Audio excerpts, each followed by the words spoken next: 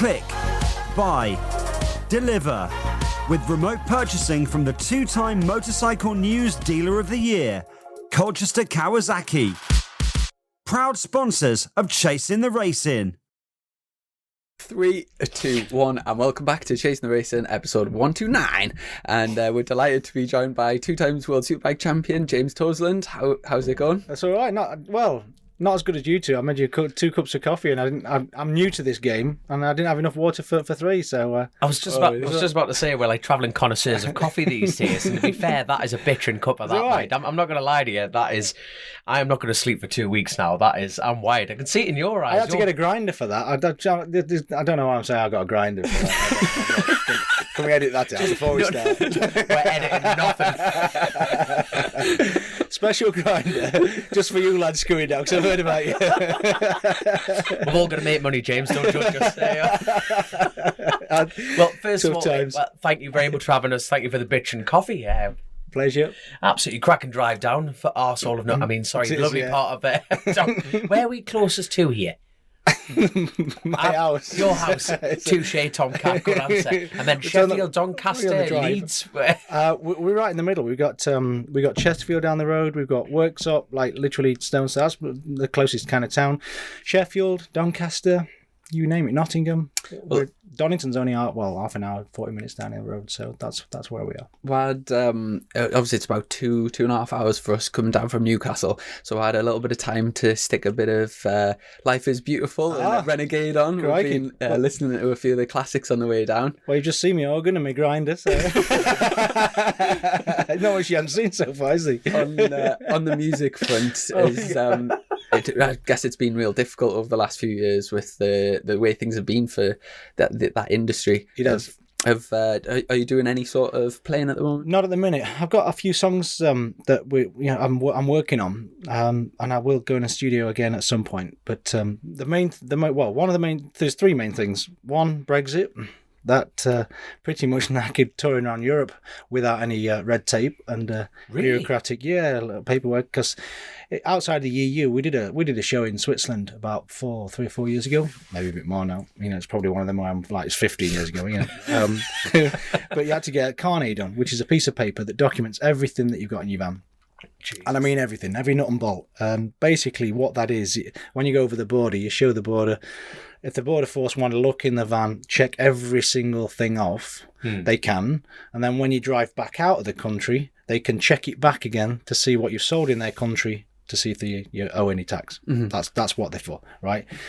And inside the EU, you could just drive to France, Italy, wherever you wanted to do a show and not even worry about any of that, right? So from Brexit, every single country you go to, you've got to do what we did in Switzerland. So what are bands doing to get around that then? Or are they just literally towing the line? Elton John's been a bit of a spearhead of trying to get them to have a waiver for artists. Of not having to do all of that. Yeah. I mean, we did one show in Switzerland and it was like, I got charged €3,000, I think it was, because they said I'd sold the guitars in Switzerland, right? And these were loaners from Gibson that we'd loaned for the show, and they'd gone to America before I got this bill, and I couldn't prove that we'd still got them because they were loaners, so I had to pay them. Wow. Jesus. So that was like the only time we did a show over there. But just that's an example of the complications and the expense it can be without the freedom of movement in Europe. So was that like a full strip down of your wagon? I can only assume what I'm picturing of AC/DC rock concerts. Oh no, roadies, split a van. Sprinter van job? Yeah, sprinter van, right. yeah, sprinter van with like literally bare minimum, because we were supporting, who was supporting? Blackstone Cherry, I think it was, or it was either them or Quo. Can't remember if it was Quo or Blackstone, one of them two. So we took the bare minimum, because when you're supporting, like, get on, get off, don't even breathe. Don't look at that gear, that's theirs. What's the biggest Gibsons picking them up? There you go. I need these lads. What's the biggest bands and like the biggest gigs that you've done with the music? We supported Deep Purple in Germany and Italy.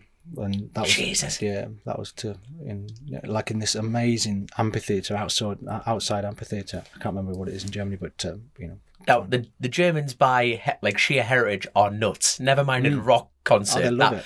My God, what was that like? Then it's weird. Have you done a crowd surf? I've got to get that question in. I haven't. Oh, you shy bag. I haven't, because every time I could have done a crowd surf, it's always been somebody else's crowd because we've been supporting. Right? So it's far too risky. Jump out and they just It's like, when's Deep Purple on, pal? Off you come on, get up. Get up, finish that song, because don't Deep Purple on. That's why his wrist really fused. That's we'll what get it on to was. that's it. Yeah, he's just took Wasn't a a Viking swan drink. time. That's it. We're uncovering the secrets of the motorcycle world here. He just took a swan dive. Yeah. I'd have actually seen you years ago. Can you remember when you played at Donington, so at the Grand Prix, where the Dunlop Bridge used to be? You were in that thing. Yeah. I remember seeing you Yeah, there. that was Parfit. That was Parfit Junior's band that they were playing to the campsite, and I went down and sang a song with them. And obviously Rick passed away, bless him, a couple of years ago now. And that's the guitarist from Quo. So yeah, his son does an amazing covers band. They do all like the motorsport shows, like they do F1 and everything. So. Do you get a similar kind of kick from being the front man of a band to, like, say, lining up for a Grand Prix, or is it just completely unrelatable? It's more now nerve-wracking music, because you're literally walking out to eyeballs looking at you, and I was never comfortable with that. Right, you know, on a track, you got your helmet on, you're looking down the track, and there's no crowd, like, other than just before you put the helmet on, like with a 3, 4, 5 minute board to go, and you've got your press and Neil Hodgson asking you questions like that are so annoying before the race, Neil. He wasn't asking me questions in my ear. He was racing against me, so I don't know why I pulled Neil out, but I can't remember who it was asking questions at that time. Charlie Cox, you know, someone like that. But that's once it all clears, you don't see anything, you know, and at 200 miles an hour, you can't really focus on anybody kind of looking or judging or getting any of the vibe, whether they're enjoying it or not. And I tell you what I love about sport, it's simple. You cross the line first, everybody loves it. You cross the line second or third, everybody thinks it's all right. Fourth, fifth, I could do with 5 back off my ticket, pal. You know, but they're the levels, aren't they? Of how much you can judge on how successful you've been. Music industry, oh God, it's all so selective, it's all taste, you know, subjective. It's tough. You know, like turning a crowd round. How long have you waited? If you know what I mean, like through a gig, you thought, like, we're into the second song here, this is not going the way, and has it all of a sudden changed on you? It's tough to write your own stuff and go out there with brand new music to people that don't know a word or a note, and you just got to deliver what your message that you want to portray and get across to people, and you just got to believe it. That's the main thing about it.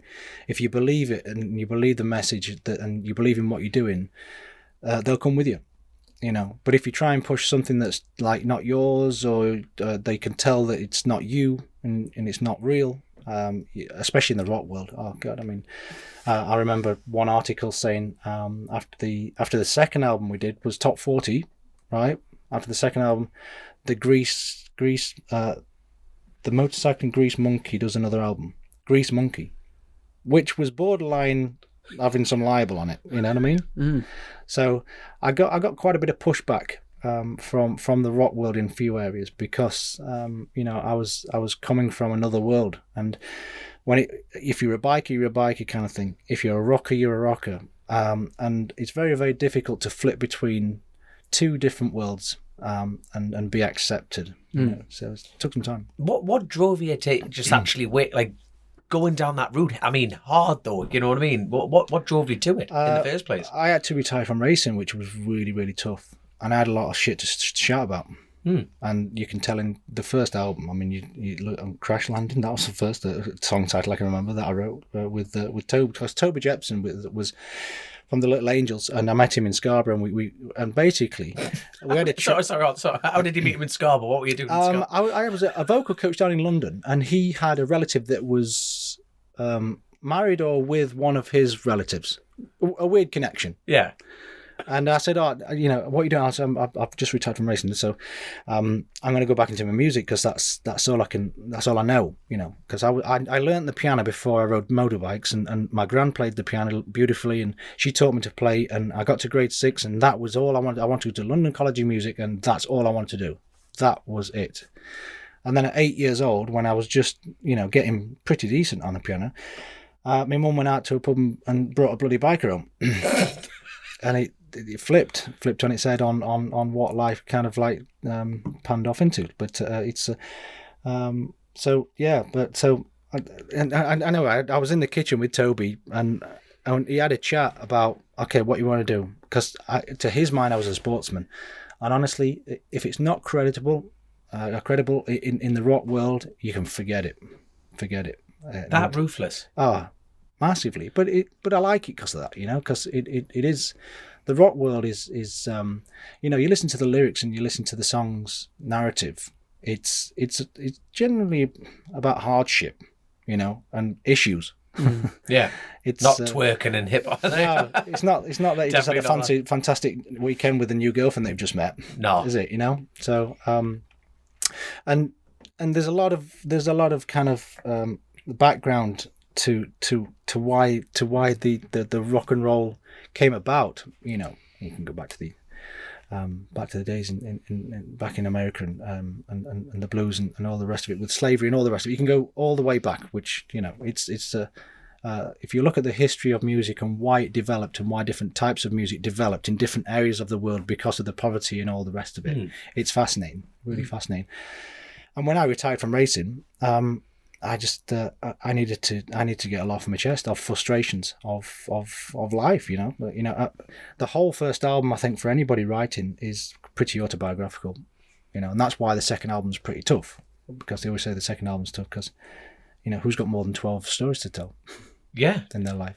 Like good ones that you want to talk about. I suppose I can come up with a couple, but like 12.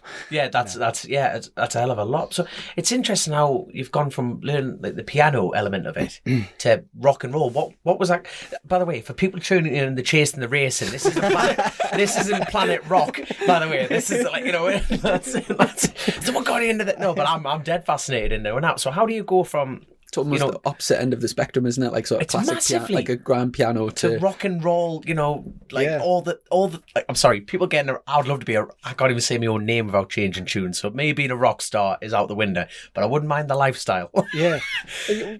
Well, crikey, it is a lifestyle. I tell you what, going from a professional sportsman, right, on monitoring that you've definitely had 8 hours sleep, not 7 hours 58 hours sleep. And you've had, you know, 5 litres of water that day, not 4.2. You know what I mean? I wasn't that strict, but you know what I mean? Nearly. Yeah. You were nearly. You can hear it. Put a bit more lemonade in that shandy because I'm not having a full fat beer. You know what I mean? I'm not having that much fun. Yeah, could someone put a tap on this? You know what I mean? I'm nearly smiling here. I'm an athlete. You know, all these tech watches now that you can monitor exactly what hormones and everything's flying around your body. You know, I had feelings 2 minutes ago. I've got to get rid of this. And then get in a van with 6-7 other lads on a full-on night shift. I mean, when you're touring, it's your own shows. You come off stage at like 10:30, 11. Then you go and do to the merch stand and try and sell a few T-shirts just so that you're not losing money every show. And then you finish about midnight, get back in a van at like 1 o'clock in the morning, 2 o'clock, and then you put in the sat nav of the travel lodge that you're gonna settle down in with 2 or 3 other bandmates. It sounds like podcasting for us. Hey, it is. But nothing rock and roll about it. The only thing open is a 24-hour Burger King, McDonald's, and all the rest of it at services. And like life on the road, especially nighttime life, it's pretty unforgiving. Oh my God. Especially for keeping healthy. It's really unforgiving for keeping healthy. Yeah. It's disaster. So yeah. Speaking of that, you obviously it's been quite a while since you retired from professional racing, but you clearly like keep yourself in like good nick. Do you still work out? Are you proper eyeing hard? Him up there, Chrissy? I've not done the band for 3 years. That's why I've got back in shape again. Do you smash the gym like that? Brexit's got some advantages. Something positive from it. Is it? Are you mainly weight, or do you do a lot of cardio? Or? Oh no, I just train for fun these days. I don't train to be better every day like I used to be. I just It's all for the beach these days. It's all for the beach. It's all for the beach. I've never heard a lad Beach, from by the way. Don. Beach. All right, Yeah. champion. I've never ever heard a lad from Doncaster go, it's for the beach. I'm thinking, we're pretty landlocked here, son. It's coming soon. I know it is. There's going to be an opportunity to see some sand at some point. Good It's not going to be Cleethorpes. Hopefully, fingers crossed. No, Nothing against Cleethorpes or Skegness, but So, sorry, I've got to you go don't back. get your gear off, do you? So you can't show off what you've been working on in Cleethorpes. Get mugged straight away. Hypothermia. Straight off the bat. now I'm going distracted now. going back to the like the sort of bike racing thing you alluded earlier to, the initial introduction into bike racing was, did you say, around 13-year-old?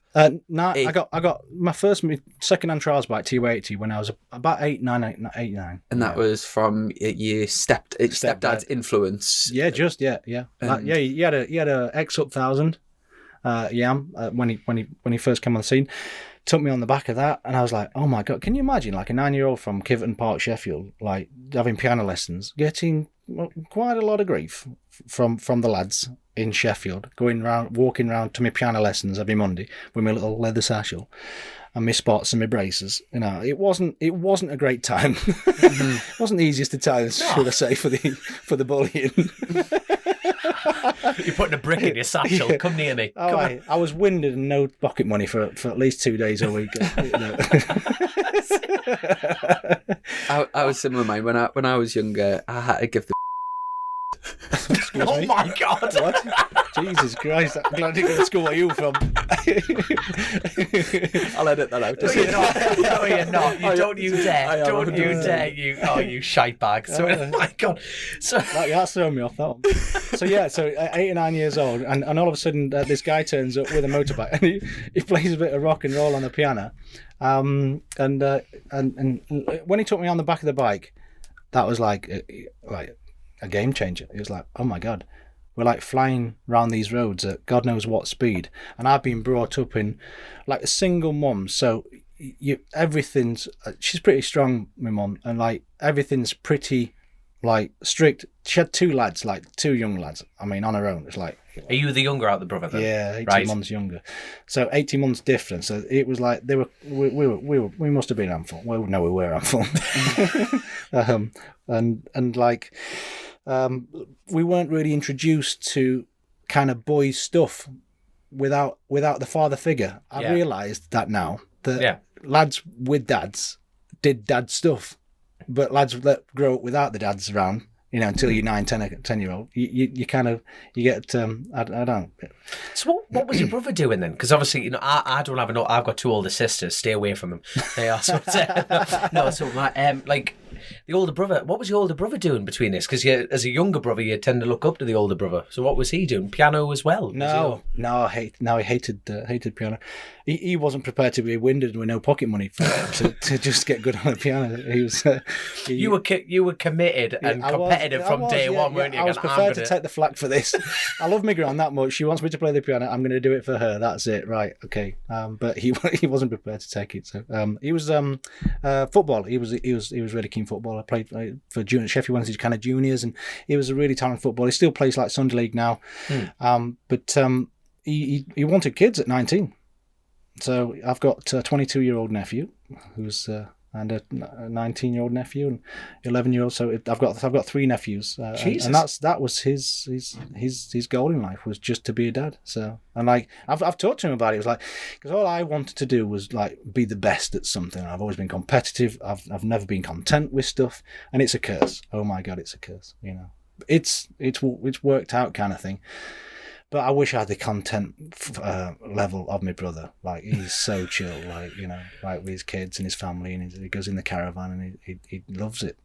And I really envy it sometimes, Not all the time, obviously, because we are different. You have to accept yourself, don't you? But yeah.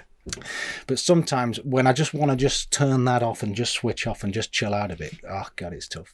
I bet it is. Yeah. Is he a big critic of yours? Like, do you ring him up and like, I can just imagine being at one of your gigs. What did you think? You just go, actually, that one was shite. You know what I mean? Has he ever been like that? Or never. He's the most laid back. And like, he wouldn't be able to do this. In interviews or talking to anybody that he doesn't really know. He's kind of, lads around here in our village. we don't get exposed to too much, if you know what I mean. So, like going on stage and playing in front of hundreds of people or thousands if you're supporting or whatever, or racing in front of 100,000 people at brands or like and the press and all this kind of stuff, it's just alien. Like, but luckily I was so close. I am so close to my family. The one thing I always tried to do was when they were all talking was to still have things in common with what they were talking about.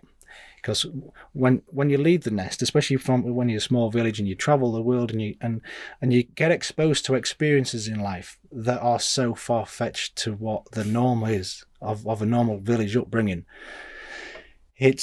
you can all of a sudden lose touch with what life's all about, what you think it is, what you thought it was. Yeah, and that's a lonely old place if you're not careful. If you lose touch with either of them, because if you lose touch with what you thought it was all about growing up when you're a kid, because that molds you, and stick to that, you've got to be content with sticking to that. Yeah, and that's not easy when you've experienced a load of other stuff. Yeah, which is massively different and has massively different emotions attached to it. To stand on the podium and listen to your national anthem and become a world champion at something, and then go back to the village and just like go and watch your nephew play football on the side of the pitch, and just talk about someone on Facebook with a couple of lads around a table.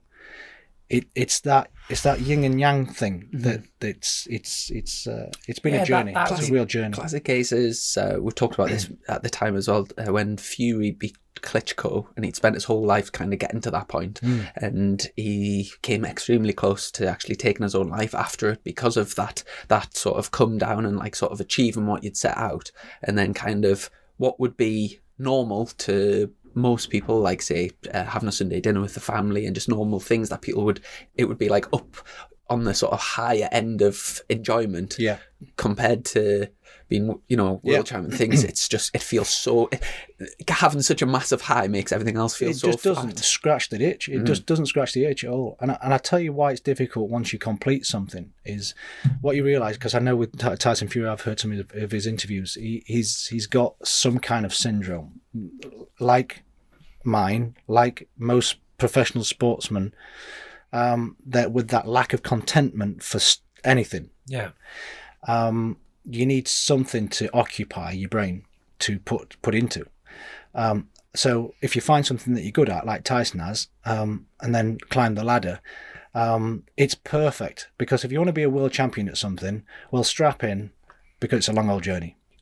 Every day, trying to better yourself. But it's a journey and a path and an objective that scratches that itch. Because to be a world champion, God, it's tough to do all the training, the amount of dedication that you need to get even anywhere near close to that.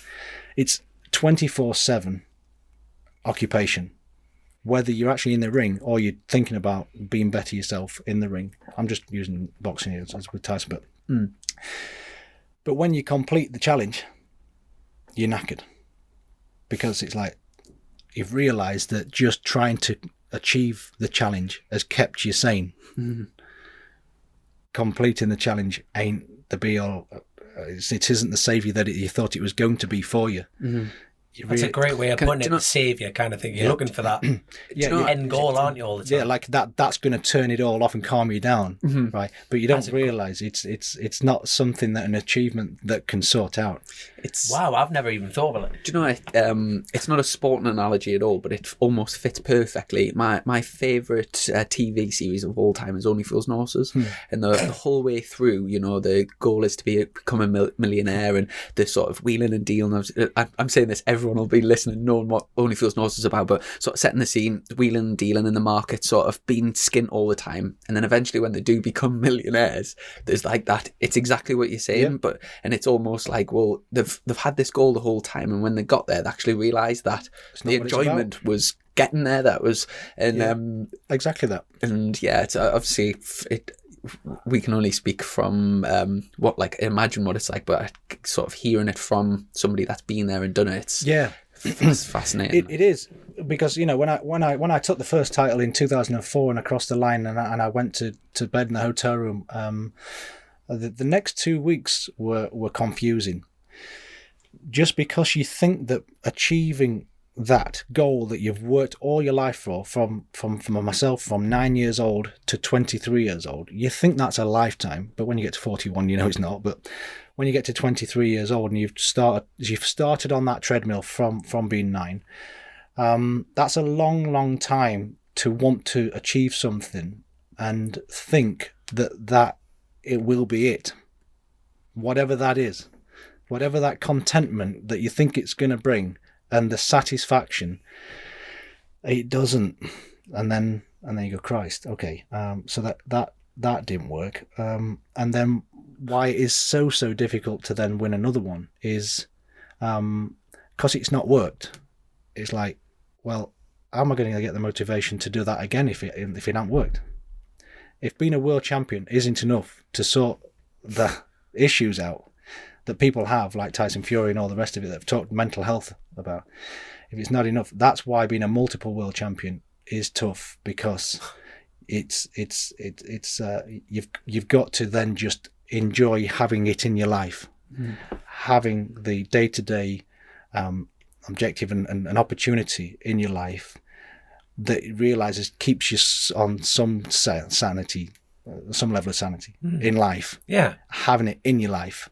It's not about actually the winning or completing the goal. It's just having it in your life that you enjoy and gets you through life. And that's why ex-sportsmen, when they retire, like myself, through an injury or just through age, there's a lot that fall by the wayside with suicide or drugs and all the rest of it, because trying to fill the gap. Yeah, and also I think it's tough for motorcycle racers as well, because I've done a few sports in my time, but I tell you what, there isn't much that gives you a nice little buzz than going 200 miles an hour down a back straight. There really isn't. And I think the emotions that motorcycling give you at speed, racing, as well as winning, I mean, chuck that on and all, you know. So all of these endorphins that are going through your body and your brain, impossible to replicate.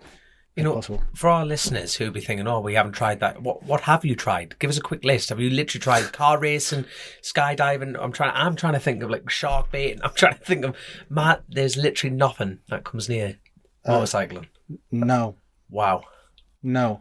But again, this is an individual thing. Yeah. Yeah. I toured with a band for 8 years. So you can imagine there's a few things going on, right? And there was a few concoctions that you went, shit, where you went, okay, I can see why that could be a bit of a thing. And I think that's again why ex-sportsmen sometimes go down substance road, because it is one of the things that can actually make you feel similar without going 200 miles an hour or winning stuff.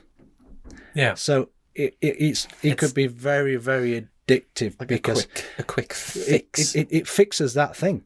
But then it makes it worse and you sort of need that just to feel normal, and then if you get stuck in that. Well, I mean, winning a race and going 200 miles an hour, that lasts until the next race. And then you get another one, but you've not come down, really. You go, oh, that's amazing. I'll have another bit of that, and that's amazing. That's substance, right? Oh, no, it's not amazing. Substance, but then it's like me doing my crowd surf again. Bang straight to the floor. To a place where even the worst loss or accident, hospitalisation on the track couldn't replicate.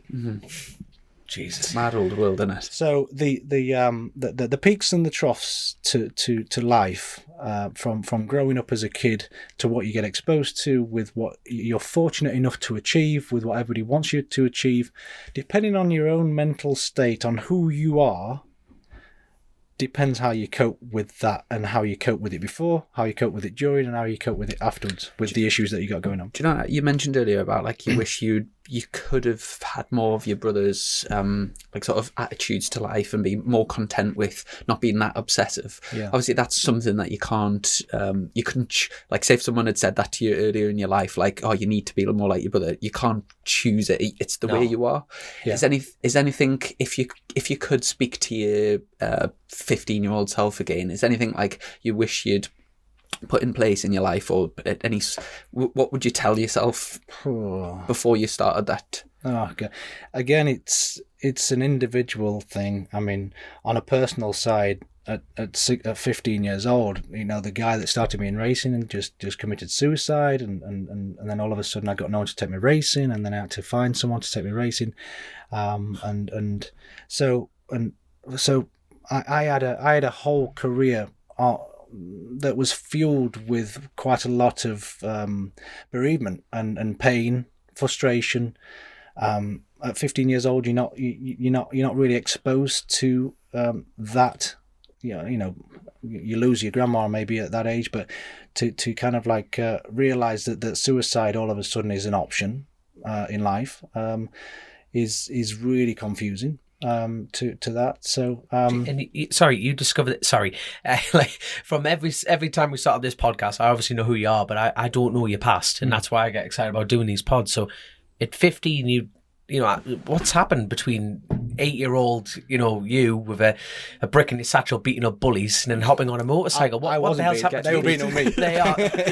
Wait, you're saying one side of the story. I got one or two. Good lad. So sorry for interrupting there. So 15. So what happened between that gap then? That's a. I did 4 years of trials riding with Ken, and then did a year and a bit motocross. And all through this period, unfortunately, it was a pretty hostile relationship with him and my mum. So just as I started road racing, I did 1995 junior road racing. That was my first road racing year, and I won the British Championship my first year, which was amazing. Loved it. So got Steve Brogan in there, James Ellison, John Woodcock. There was a few good little lads. Quite name drops Super here. Teens. That was the June. step before? No, that was the one before in '95. That was the Junior Road Racing Association. Who else was it? Mark Heckles. That was '96. That was Super Teens. But so '95 was Junior. Won that. Then Super Teens was in '96 on a Kajiva 125, and Carl Harris and Jesus bless him. Heckles in that was my Kajiva teammate Mick Walker. So and then 96 was unfortunately my mum left Ken for the final time because it was serious. It was really serious, and unfortunately he decided to take his own life. Yeah. Bloody hell! And you were 15 at this point. Mm-hmm. Jesus. And at that point, were you doing the racing with Ken, or did Ken? Yeah. So junior road racing with him, and then half a year with Super Teens, really, and then that happened, and then, but luckily, I mean, this is how life goes, doesn't it? I mean, it was in the local paper a little bit what had happened in the village, and I was out motocrossing because this is a mining village where I'm from, so the mine shut, so literally I'd got like 2 square miles of grass land to razz around on a KX100. Silver linings. Loved it. So I razzed around there, and a rider called Mick Corrigan was living in the village. I didn't even know he was in the village at the time, and he was on the field at the same time, razzing around. I chased him round and showed him a wheel or two. Didn't realise it was the current British Supersport runner-up in British Supersport of that year. And he stopped in the field and asked who I was and blah, blah, blah. He said, what do you race? I said, well, I've had to stop because of this situation. And he then found my number and he rang up. He said, do you want to ride a CB500? There's a new championship starting in '97. If your mum's got 15 grand, I'll put you in my team, and I'm doing super sport. Because he went from Yamaha to Honda, and he was going to do the 600s, and I was going to do the CB500. And I convinced my mum to find 15 grand. God knows how she did that. Like, when I look back, oh my God, I was getting lapped on a Kajiva. I got lapped by Carl Harris at Brands in '96 in Super Teens. Lapped. and I convinced my mum to give me 15 grand in '96. How long did it take you to persuade her? That wouldn't have been a 5-minute conversation. Mum. Do you know what? I pitched it. I pitched it. I just see your PowerPoint. This is a guaranteed investment, Mum. Like, this is like I don't know. I'm trying to. This is like Bill Gates trying to sell Microsoft to. You know what I mean? She must have had a hell of a belief in you to go for it like that. I think. I mean, bless her. I think what she saw was with what had just gone on. I was so passionate, and I was. And all my life I did. I didn't want to race. I needed to race. And it was because of these personal things going on. There's always been a difference with me, and there's always a difference between multiple champions. You need to do it, not want to do it. If I ever see any kids that tell me I want to do that or want to do this, well, if you need to do it, I'll take you. I'll support you. Yeah. And that is the difference with it. And she saw that. And did you find the racing back then was a kind of an escape from what was going on in your life? Completely, always was. Mm-hmm. The toughest thing that I've had to deal with since retiring from racing 10 years ago is letting all that go. Jesus wept. Yeah. Not riding. I miss racing till I die. But that's not been the toughest thing personally for me to deal with. It's not having that to cope with what the rest of it is. That's what I was talking about before. Yeah. Just talking about I've said it before about you can always join the dots of backwards, but you never know where like the paths your life's going to take. Yeah. But like looking back, that you putting the wheel up. Is it Mick Corrigan? Yeah. Yeah. You putting a few wheels things. Without that, you probably wouldn't have become world champion. I mean, it's like such a. Mick Corrigan living in the same village, just on the same field, on his motocross bike. He was one of the top boys, and Mick Corrigan was one of the fastest production riders, and he ran a great team, and he gave me a chance on a CB500, a brand new championship. Nobody had heard it. Nobody even knew what CB500 was. It was a courier's bike, and I won every single race except for one. And then I could hear the grit in his voice when he said bar one. I was, yeah. Damn it. I got taken out at the last race. Who by? God. You can remember. You can remember. I can't. You can't. I let that one go, didn't I? Yeah. That's the only thing I've let go in my life. All the rock and roll, all that. It's amazing, that championship's just gone from strength to strength. Even now, I don't know if you've been to a Thundersport round recently. No, there's two full grids of CB500s. I can understand. It was some of the most fun races. It's like the biggest championship at Thundersport in terms of numbers. There's two grids of 40 riders. And I mean, a few years ago, you could get the championship winning bike for $1,000, but with COVID tax, I think they're up to about $3,000 now. Oh, it's through the roof now. Loved it. I'll tell you what, right? The one guy who knocked you off has been waiting for his moment on this podcast, and I can't remember his name. He's he'll be saddling up the truck, he'll be back. I will just jump in as well, because I've been promising him for a while that I will give him a shout out. But congratulations to Grant Whitaker, who won the CB500 championship this year. Wicked. Fair play to him. Yeah. God, what's that now? It's 15 years ago, isn't it? Or whatever. No, 25 years ago, sorry. When. And Haslam did the CB500s, didn't he? Yes, he did, yeah. And more recently, Ryan Vickers came through on the CB500s. Did he? Just so much fun. I mean, when there's a similar amount of grip to horsepower, it's a lot of fun. Mm-hmm. As soon as you get too much horsepower, it's a hassle because you have to work. You're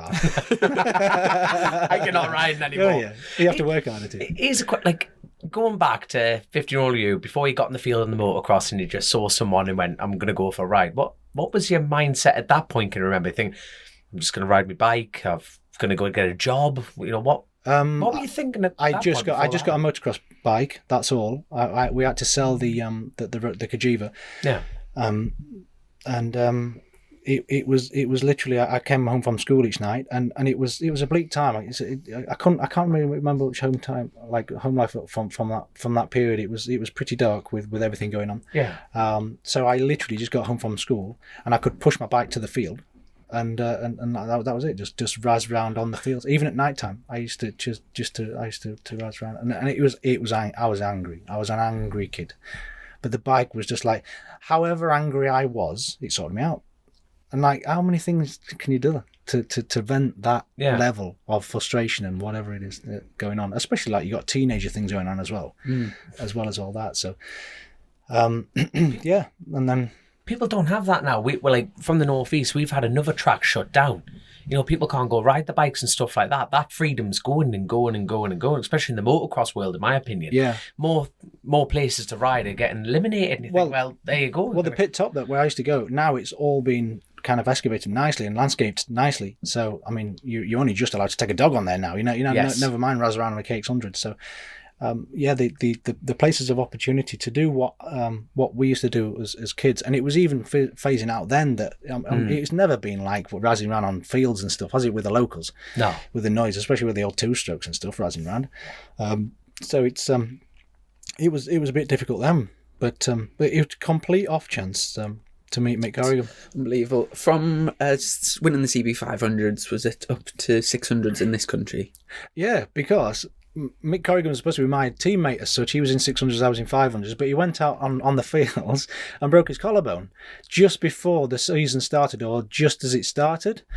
And because I went out and I was in and there was a newcomers and a professional group in the CB500s. I was 16 years old, and I think I was 2.5 seconds faster than second place in the newcomers.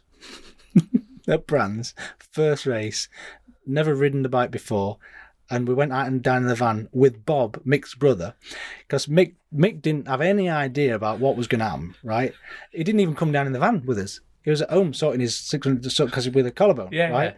Yeah. Anyway, Bob rang him on Friday, went, I think you have to come down here, mate. We're on it. We're on the pipes, though. So he came down and then talked to, it wasn't Stuart Higgs then, but I can't remember who it was back in the day. Go on, Chrissy, you should know that. He said, he said, put him up to the professionals. He says, now he's an 18 limit.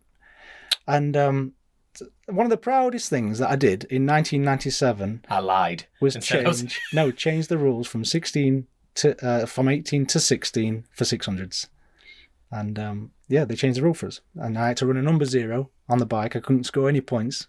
That was one of the stipulations of it. I don't know why, but so then they moved me up to the professional class, qualified on pole, won the race, obviously won even in that class, and I won them all except for one. So obviously that was the last race as well. So I won them all season, and because of Mick Corrigan with his collarbone, Honda went, Christ, stick him on the 600 then.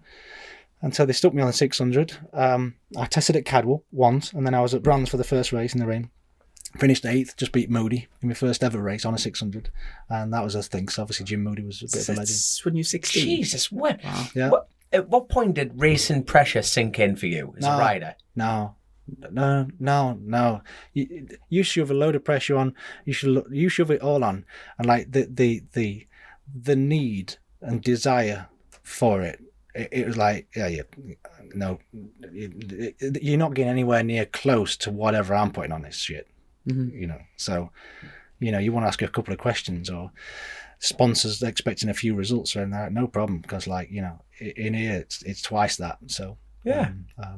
So it was never a problem for me a lot. And back then, was your mum and your brother involved? Like, did they used to come racing or? No, because his brother was off riding women trying to get a kid. That's what yeah, literally. Well, do you want a baby?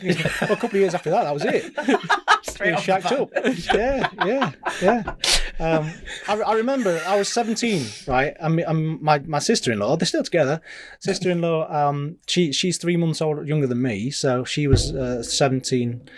And I remember in my mum's house, I remember her saying, your brother's asked us for a kid. I went, for what? I thought I mistook for a pizza or something, you know what I mean? Is that on the menu? Yeah. 2 kids, please. A kid? Or a cup of tea? Because it was at 17 years old, it's just not on the radar, is it, for most? But yeah, he asked her for, and that was it. Went to Benidorm and come back with something in the oven, obviously. So Benidorm Bailey, we call him. I don't think he knows that, actually. He does now. Yeah. He does now. Yeah. So you used to just go. But Mum hated it. Right. Mum always hated it. Yeah. I mean, on a personal level, can you imagine meeting someone and having such a volatile time as a relationship that introduces your son to something that is connected to, and not only connected to, but is bloody dangerous? I mean, it must have been a nightmare. It was a nightmare. Jesus. The thing that I'm sort of thinking about is, you think of, like, say, British Championship now, and virtually everyone that's there around the sort of 16, 17-year-olds, they're like, not only is the mum and dad's there, but like the whole family, like things, to be that age and racing a British Championship and be going with by yourself in terms of your family, it's a hell of a thing. Like, no, if you went into BSB now and you seen a young lad that was there with no family around him doing that, like, unusual. It's a hell of a thing. Yeah, hell of a thing. Yeah, to be honest, I mean, yeah, I didn't think too much. But I think it because what happened. My mum was really poorly, and my brother took it a certain way. I took it a certain way, and it really separated us as a unit. We went our own ways on coping with it, which was insular. We never talked about it.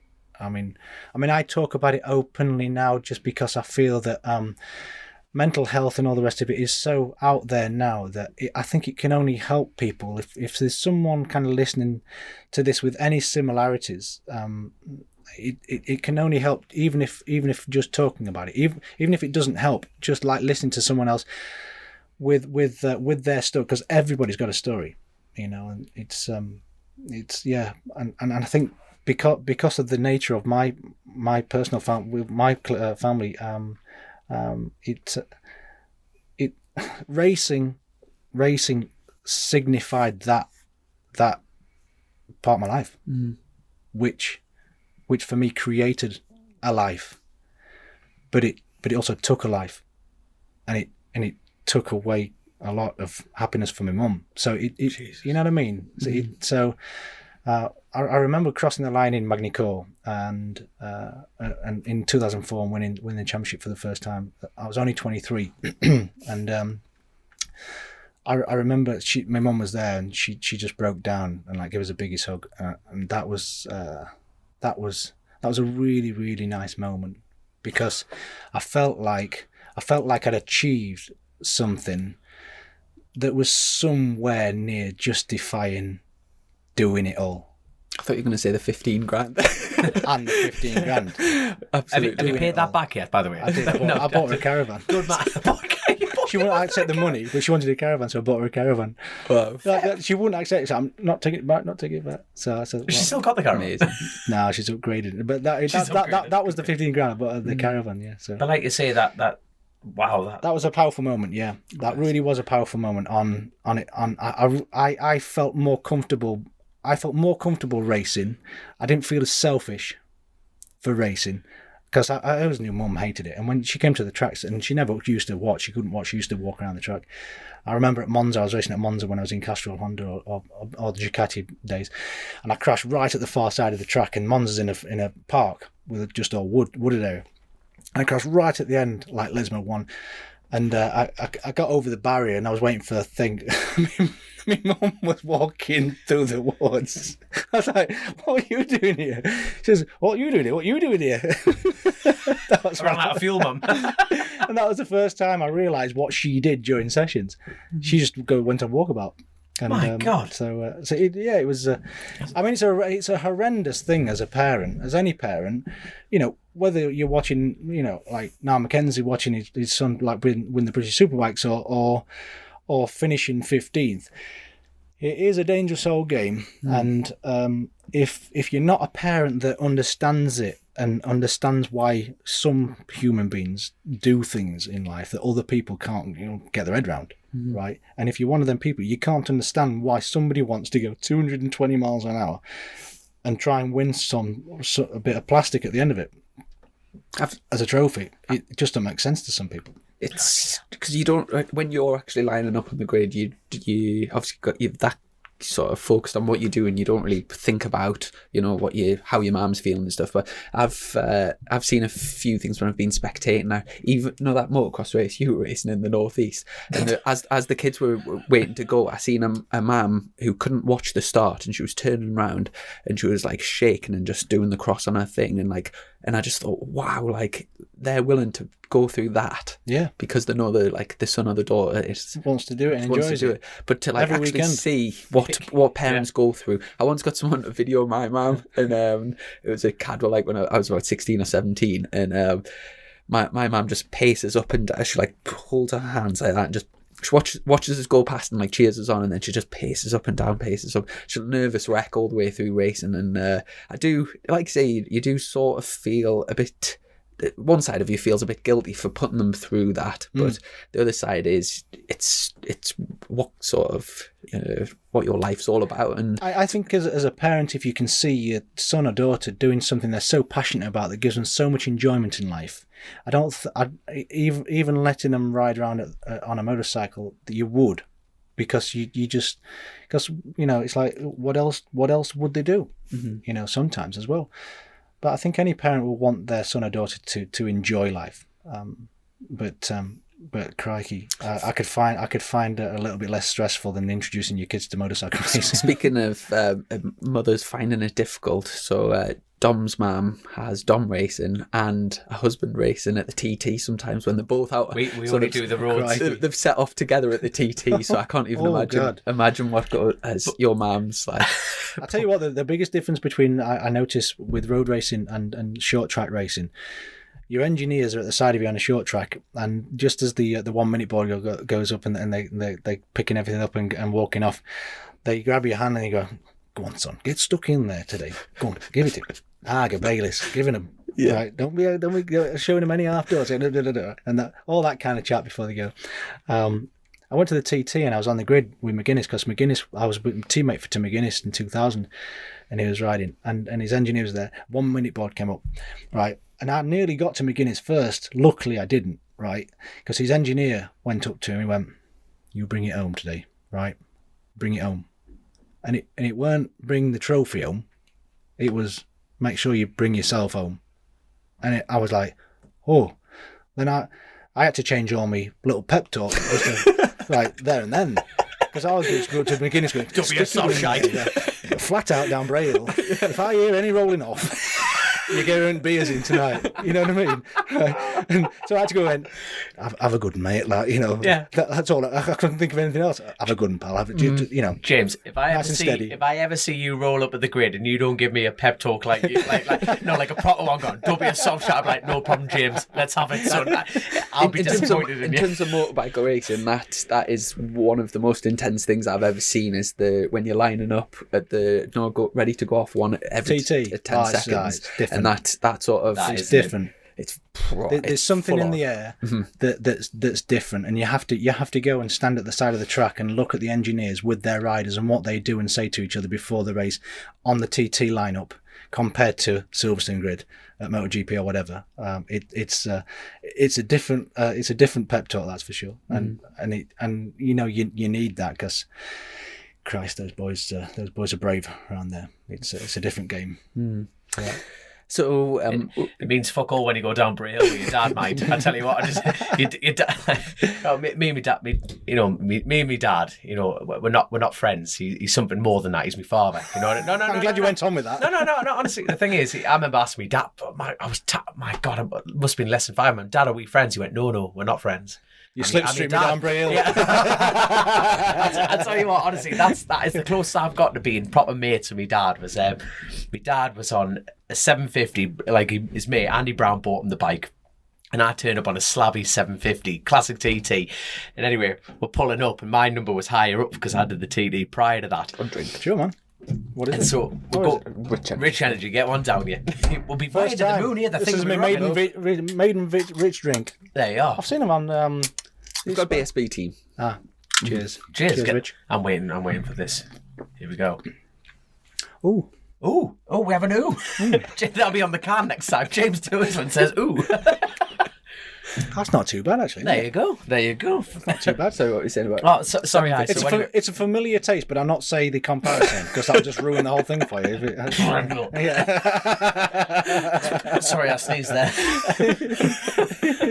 Anywho, so I remember going off, and so I had a higher start number than my dad, and I'm waving everyone by, and I could see my mother in the corner of my eye just shaking her head at us because I'm waving everyone by to get me dad further up the grid. And I'm going, I'm not missing this for the world. Going down Bray Hill next to me dad. There's no bloody way I'm missing this. And I'm waving. I must have waved 20 lads by. You know what I mean? I'm going like that. And you can see the start line marshal shake.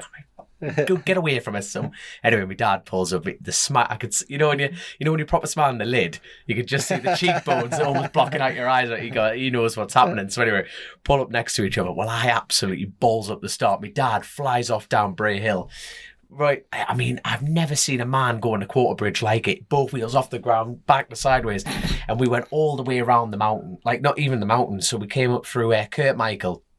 Rencullen up over, and there was 3 Manx Grand Prix lads. Bear in mind we're on classic super bikes, proper bangers, and these lads were on fully tuned R6s. Bottom of Rencullen, me and my dad. I went on the outside, my dad went on the inside. All 3 of them, like that.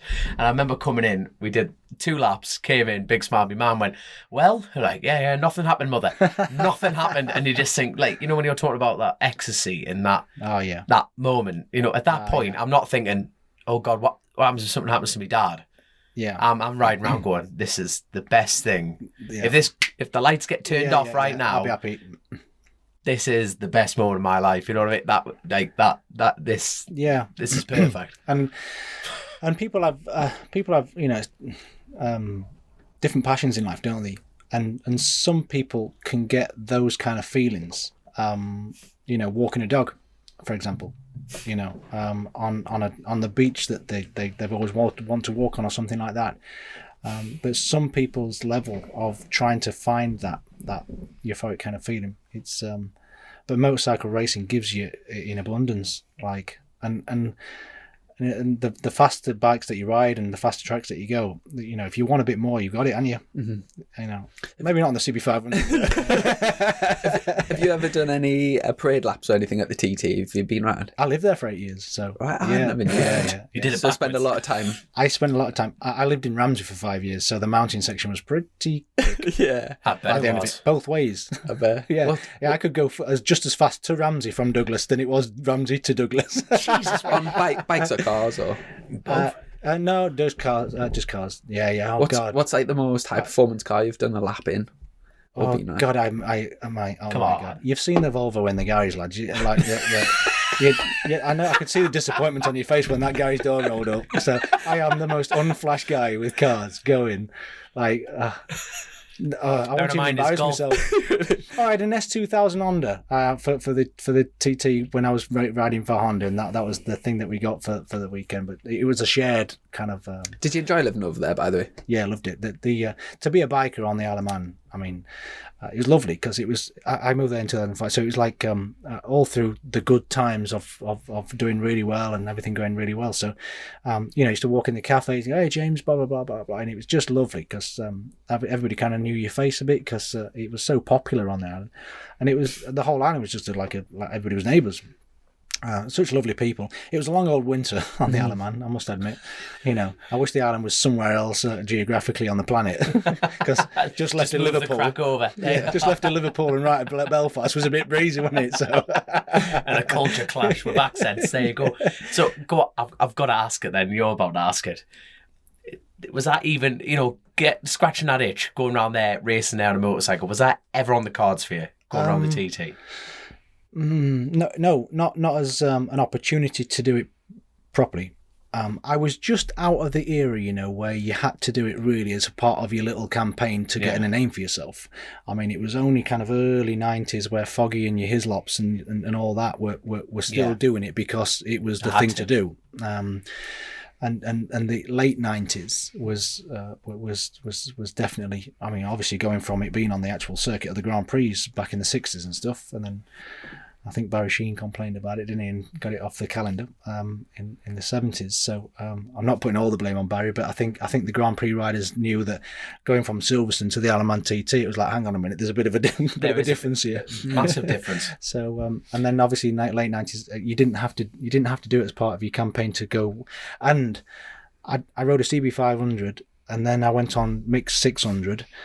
Honda then put me on a Fireblade that same year for the super stock just to try me out for a one-off race. Never tested it, never even went on it. And I went at Donington Park, finished 5th, and I beat Simo, who won the championship that year in that one-off race. And it was just crazy that year. Crazy. And then obviously after that, Honda signed me for Castrol Honda at 16 to go to World Championship. So that's how it was. It was junior, half a year of super teens, everything going like crazy, on the pit top. Had a bit of a run round, won everything on CB500, 600, went to World Championship. Wow. That's how it all kicked off. First year in World Super Sport with Castrol Honda, who were the big sort of players in the championship that year? I was teammates in Colin Edwards and Aaron Slight in the Superbikes, and my teammate was a guy called Mikael Packer, who was a lovely man. And in round 2 he got killed, and I broke my ankles in the same weekend at Monza, and so that was a real baptism of fire of what racing at world level was. We did Donington. Donington was the first race. I remember Superpole. It was Superpole, the first ever meeting for Superpole. They were trying it out as a concept, and it got cancelled halfway through because March, Donington Park started snowing. I always remember that. So that was cancelled. So yeah, that was the first race in 1998. And then I went to Monza for the second round, and we lost Michael, and that was because all the team was wiped out. I broke both my ankles. I crashed and bike landed on it, so the whole team was wiped out for that. And then I had a couple of other teammates, Muggeridge, Per Reber, who's Johnny Ray's chief engineer now. Kurt McCarthy, he was a good lad. And that was my Castrol Honda. That was my first taste of world level. So the TT never then came back onto the scene because of that, because I was concentrating World Super Sport then for 2 years before I came back to the UK for British Superbikes. So, and then by the time by the time when the what would that be? That was like early 2000s. Mm-hmm. Then the TT, if you were a world class rider kind of thing, if you just got to the world level, it was something that you didn't even think about doing. Then it changed, sort of separated. Yeah. When you came back to BSB, was that with the year with Paul Bird? Mm. And on the Honda, was that? Yeah, the SP1 Honda with I'd got John McGuinness on the 250, and little Scottish lad, Stuart Easton on the 125. Bless him. That was Paul Bird. Must have been pretty young then. Paul, yeah. Oh, I tell you what, he was a good-looking fella. Good-looking fellow, Paul. He was. He'll be listening to this thinking, well, I still am.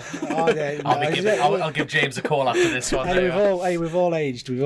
But he was the George Clooney of the paddock back then. Just a real passion for it. Obviously coming from, working with his dad's poultry farm and all the rest of it up there, and he was a fantastic rally driver, still is, and he just loved it. And I loved how much he just wanted to succeed. He wanted to win just as much as the riders, which is why he's been as successful. I think he still does, doesn't he? Yeah. Passionate about it. Good. Who were you so? When you got into racing full time, 8-year-olds onwards, who were your icons at that point? So Swans. Yeah, straight off the bat. It's. I just find it brilliant how you went from literally piano, hopped on the back of a motorcycle, and went, "This is what I need." And then it's like your first icon. Like I'm very, very lucky. I grew up. My dad's raced my entire life on classics. Yep. And that's what I looked at. There was no deviation. I didn't follow any other championships because the old man was the boy to beat, you know what I mean? Yeah. And so was it just straight away you had it, like you turned on the telly and went, I need to learn everything? I was 88, 89, right? So I was born in 89 trials riding, and then went to motocross, and I realised that it was a proper Casey Stoner situation. My ambitions outweighed my ability massively, right? Riding motocross with a lot of bereaved frustration and anger, without getting to grips with actually getting some talent first. Yeah, no flow. Highly dangerous, I realised. But every time mid-air, I realised that I'd not quite got the hang of it yet, and I shouldn't be doing what I'm doing. And it hurt. Where's that back brake?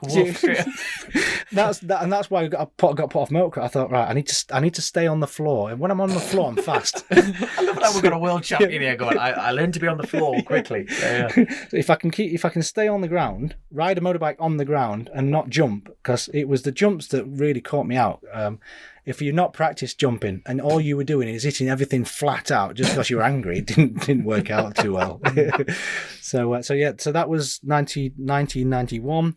So then I thought, right, okay, and I was short as well for a young teenager, so I wasn't really tall enough for motocross. So I thought, let's go road racing. So me and Ken, road racing, Kajiva 80. So then that was your decision to go to tarmac. It wasn't no directional pusher at that point. Yeah. In the middle kind of thing. I started watching some road racing, and it was like me and Ken, we just loved just motorcycling just in general, and then whether it be trials riding or motocross or road, whatever, we'd have a go at it. So luckily, and then obviously it's 92, 93 Swans, Pepsi, 500s. Oh, okay. I like this. I just went around a car park in Sheff, just to kind of get used to being on tarmac. And then I started watching it. And as soon as I started watching it, was 92, 93. Kevin Swans was the man, pulling wheelies and sticking his legs out, and after he won and like 1 foot wheelie and all that, I was like, oh my God, who's this dude? Because, you got your McDowans and who else was there back then?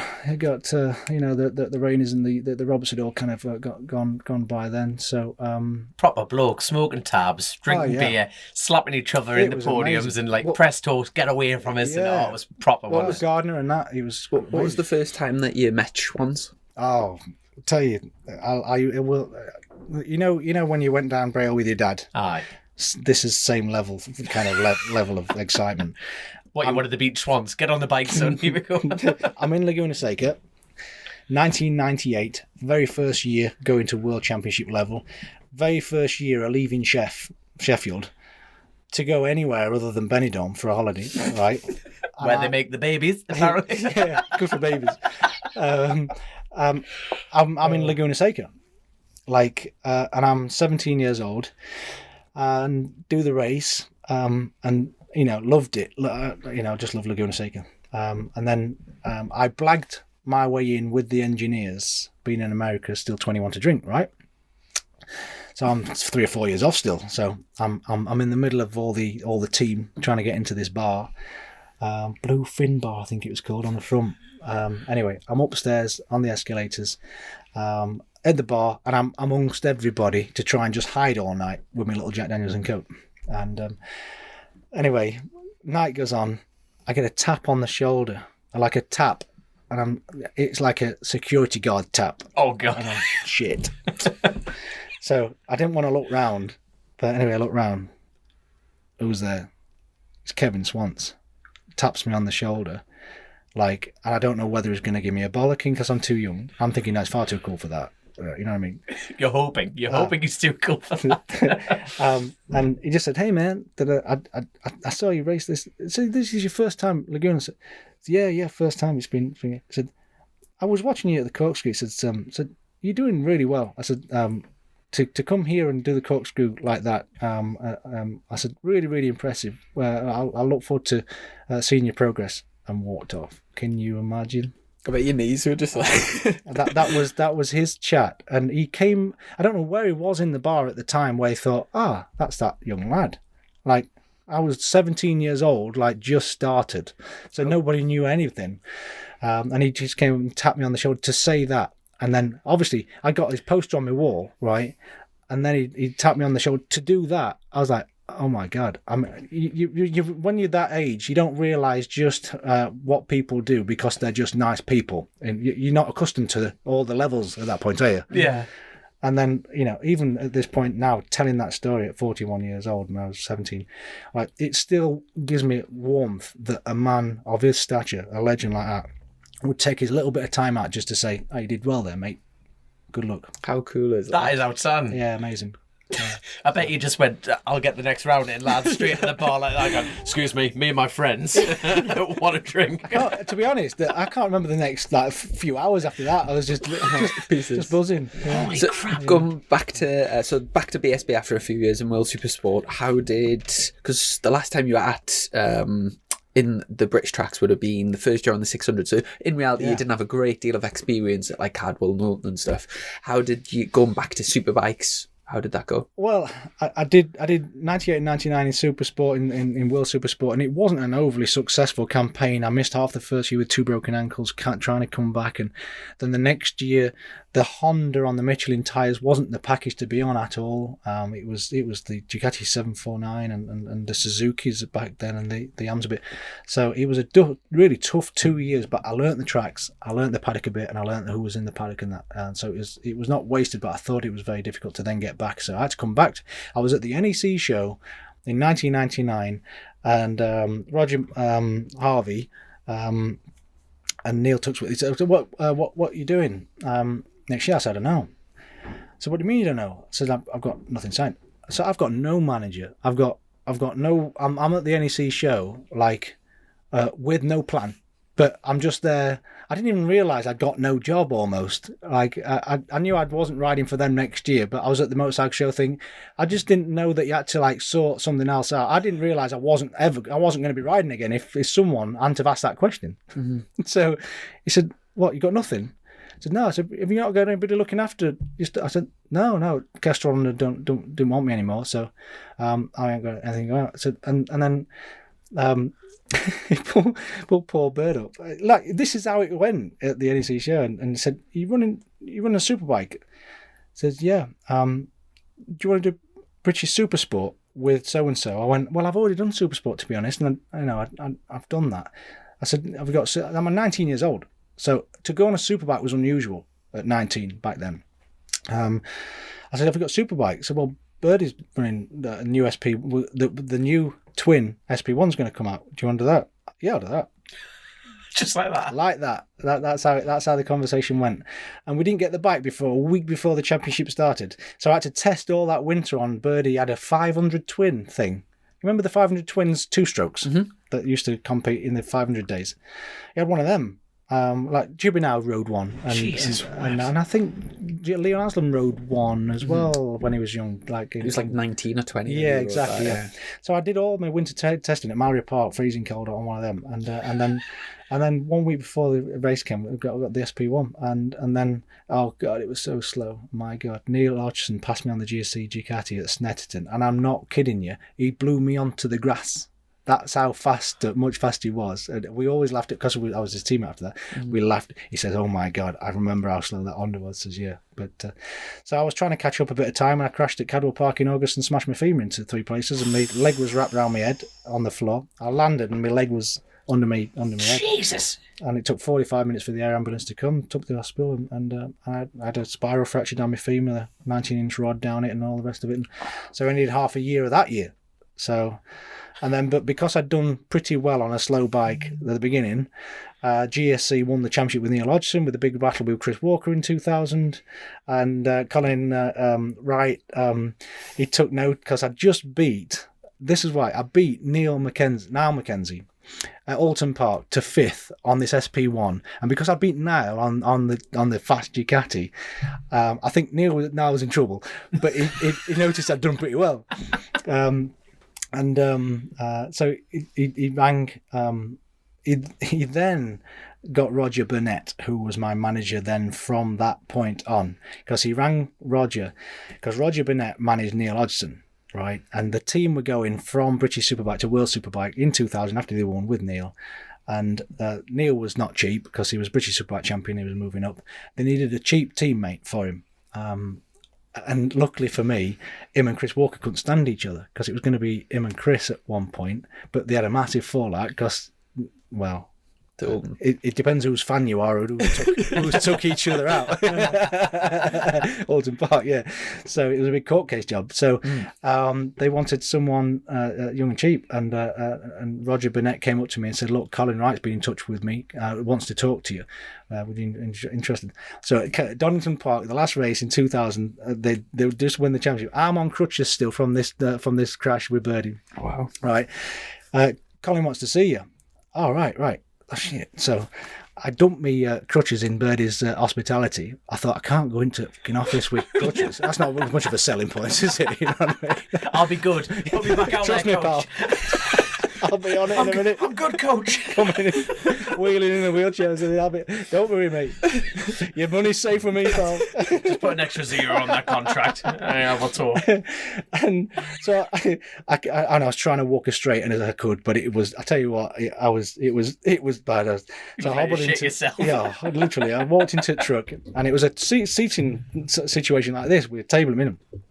And hi, Colin, right? Yeah, I'm all right. And he was busy because he'd just won the championship. All the team was celebrating, like fully celebrating, because it was the last race. Chris Walker broke down like with laps to go. Yeah. They won. Like it was a Neil Hodgson coming with his leathers on still. This is a couple of hours after the race. Absolutely leathered. Like, wait, James. So, and they had a piece of paper on the table already. No, not. I mean, Colin Wright doesn't do small talk anyway. I don't know if you've bumped into him, but he's pretty strong. I rode under Colin for, do you know when he came back and he was running for the Halsall team? Right. Oh, yeah. And, Yes. So he sacked Tommy Bridewell. That's right. And I ended up riding the bike for a few rounds that year. Right. So I know Colin pretty well. Right. So, he runs a tough ship, and he was perfect for me in those early years. And he went, "Oh, yeah, James, 2-year contract to be Neil Hodgson's teammate, World Superbikes." Wow. Says, how much do you want? A 19-year-old. 19. Yes. 19-year-old. I was still 9. No, I was. My birthday's October, so if 1920, yeah. Was Roger? Did he bring you in with Roger? No. Oh, so he asked you directly. Roger just said, Colin's thinking about this, and I'm pushing for you. And then Colin just rang me at in the paddock to come into the truck, and that's exactly how it was. I must ask, when you walked in there, was that, how much would you have gone for, or was it a free? Like, where was your mind? I just want to be out there. I said, I'll do it for free. That's what I mean. So when he asked you, slid that bit of paper over and said, "How much do you want, son?" I said, I'll do it for free. To his face. Mm-hmm. Sign there. I bet he was like, sign there. And that's the first time and only time I've seen Colin Wright a little bit speechless. I bet. For words, lost for words a little bit. And he went, and because he laughed a little bit, and then I went, "I'll do it for free," and he was like, no, you don't ride for us for free. And he said, so I said, well, Birdie paid me 30 grand, so if you give me 30 grand, I'll do it for 30 grand. So 30 grand, done. Wow. That was a conversation of my deal to sign the contract for the first 2 years of Was that your first contract ride that paid? No. Paul Bird, sorry, you did say 30 grand. No, Castrol Honda was 30 grand. Right, there we go then. So it's 16 years old was 30 16, you earned 30 grand, wow. Yeah. I have to cut a lot of trees for that. Anyway, that's amazing. Yeah, but I mean, this is different times. But still. I mean, to get paid 30 grand now to do World Supersport as a British Supersport rider with just potential, not knowing any of the tracks or anything, right? You'd have to take 150 grand with you to get a ride these days. It's crazy how much the sport's changed in such a short period of time. There's Mackenzie. Yeah, he had to pay for a ride at World Superbike. He's just won the British Superbike Championship, and he was asked to bring a few quid to Worlds. Yeah. Crazy, isn't it? Yeah. It's really different. I mean, I sold myself a bit short then, but I mean, 2-year deal to ride a semi-factory Ducati in World Superbikes, a proper bike and a proper team. I sold myself short. But I didn't sell myself short on the investment, so yeah. I knew. So yeah, and then 2 years. So the first year, kind of running number 2 to Neil and sort of learning the Ducati on the big tracks and stuff, and pretty sort of consistent. Did you finish about 13th in the championship that year? Yeah, good and then another. The second year was much higher up, 7th. Yeah, working towards it. Yeah, and again, I did 3 years with GSE to finish 13th, then 7th. And still get a job. I'm forever thankful for GSC Racing, Colin Wright, and everybody that worked for that team for sticking with me, to seeing the potential, but to develop me. I had my age on my side. I was very unusual at World Superbike to be riding at 20 in my first year. So I had that on my side. But there ain't too many riders these days that goes 13th, 7th. Can we sign him again? Obviously, you don't get a third year after them 2 years, do you? Usually. No. Well, obviously, like I said, at that age and seeing the sort of progression, I always remember the first time, I think it was the first meeting that I ever rode for Colin. And I didn't test the bike or anything. And I was running in Superstock at the time. So it was kind of like, difficult to know what to expect, but we had a bit of a meeting after qualifying, and I remember him saying, right, the goal is to try and get points. To get points, you need to finish within 30 seconds of the leader. This was at Knockhill. He said, as long as you're 30 seconds, you will get a point. Anyway, I went out and I think I either broke down or crashed or whatever, and I came in and the person that was 15th was like 29.6 seconds or 30.8 seconds. And I thought, bloody hell, that's unbelievably accurate, but I thought it could possibly be a fluke. And then it was like the next round, say like Thruxton, I was, after free practice, I was like, say, 20th overall in times. And he said, right, I've been looking at the times and you'll finish, as long as you stay on, you'll finish 10th. And I was thinking like, well, I'm 21st, so it's a bit optimistic. I went out and I was 8th on the last lap, and I came around and I P8, 1 lap to go, and I thought, I'm going to like outdo him. Anyway, Tyron McKenzie and Mason Law both passed us and I finished 10th, and I was like, how on earth did you know that? You would have loved that as well. Yeah, it was incredibly accurate for like predictions and looking at like averages and like just weirdly like. You did yourself accurate. A favour losing those 2 places, because if you'd have pissed him off by finishing 8th, that would be the end of it. That was worse than finishing 21st, pal. But the understanding of racing and the knowledge and the history that those boys had and have, I mean, it's that's where for a young kid like yourself, when you rode, or for a 20-year-old me, it was just invaluable. You know, to have someone in your corner, you've qualified 21st, right? And you go, right, if you do everything right and you don't make any mistakes today, you could finish 10th, right? Just having a manager that kind of understands the racing game that much, but can tell you that, seriously, with conviction, gives you so much confidence. I'm sure he's told us a story about. Did you not have a problem where you kept being ill, and then he found out it was like there was some shit in your water bottle or something? The straw. Yeah, tell the story of this, because Colin's told me about this. How embarrassing! I mean, I had a bottle, like, and you get your little favourite lucky bottle, like, with your straw, like, and you got your little. I had my sticker on, my JT sticker on, 52, like. Dear, I'm surprised you let me have that, to be honest. I got there. I always trained hard, so fits fiddle. Wednesday, Thursday, out on Friday night, Saturday morning, Saturday afternoon, feeling a bit under the weather. Sunday, I was like having those thingy injections in your ass to straighten you up again, like your temperature and stuff. Anyway, I had a couple of them on Sunday nights, and it's like something's going on.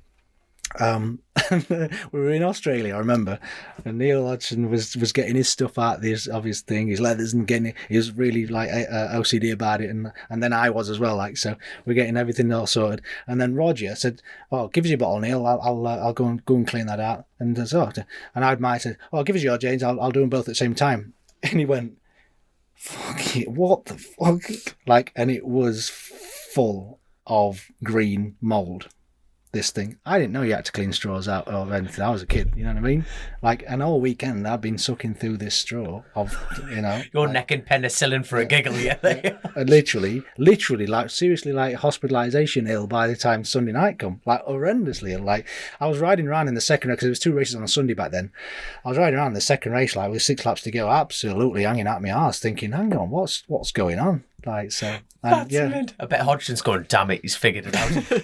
I've been putting mould in that bloody bottle for ages. What's going on? I bet you had a right laugh with Neil travelling the world and like the rest of the team, and like, he's such a nice guy. Neil was the I think one of the rare teammates I can say was just a genuine friend, and I didn't make friends too easily in the paddock, because I was so serious and so particular about stuff, and I think because of the way I started my career as being a loner, right, I wasn't used to socializing, and I wasn't used to kind of socializing with other people that wanted to beat me at something I really wanted, and I couldn't separate all that. So I was a bit of an outcast, and I felt like an outcast, but I think it was just because of the nature of my upbringing inside the sport.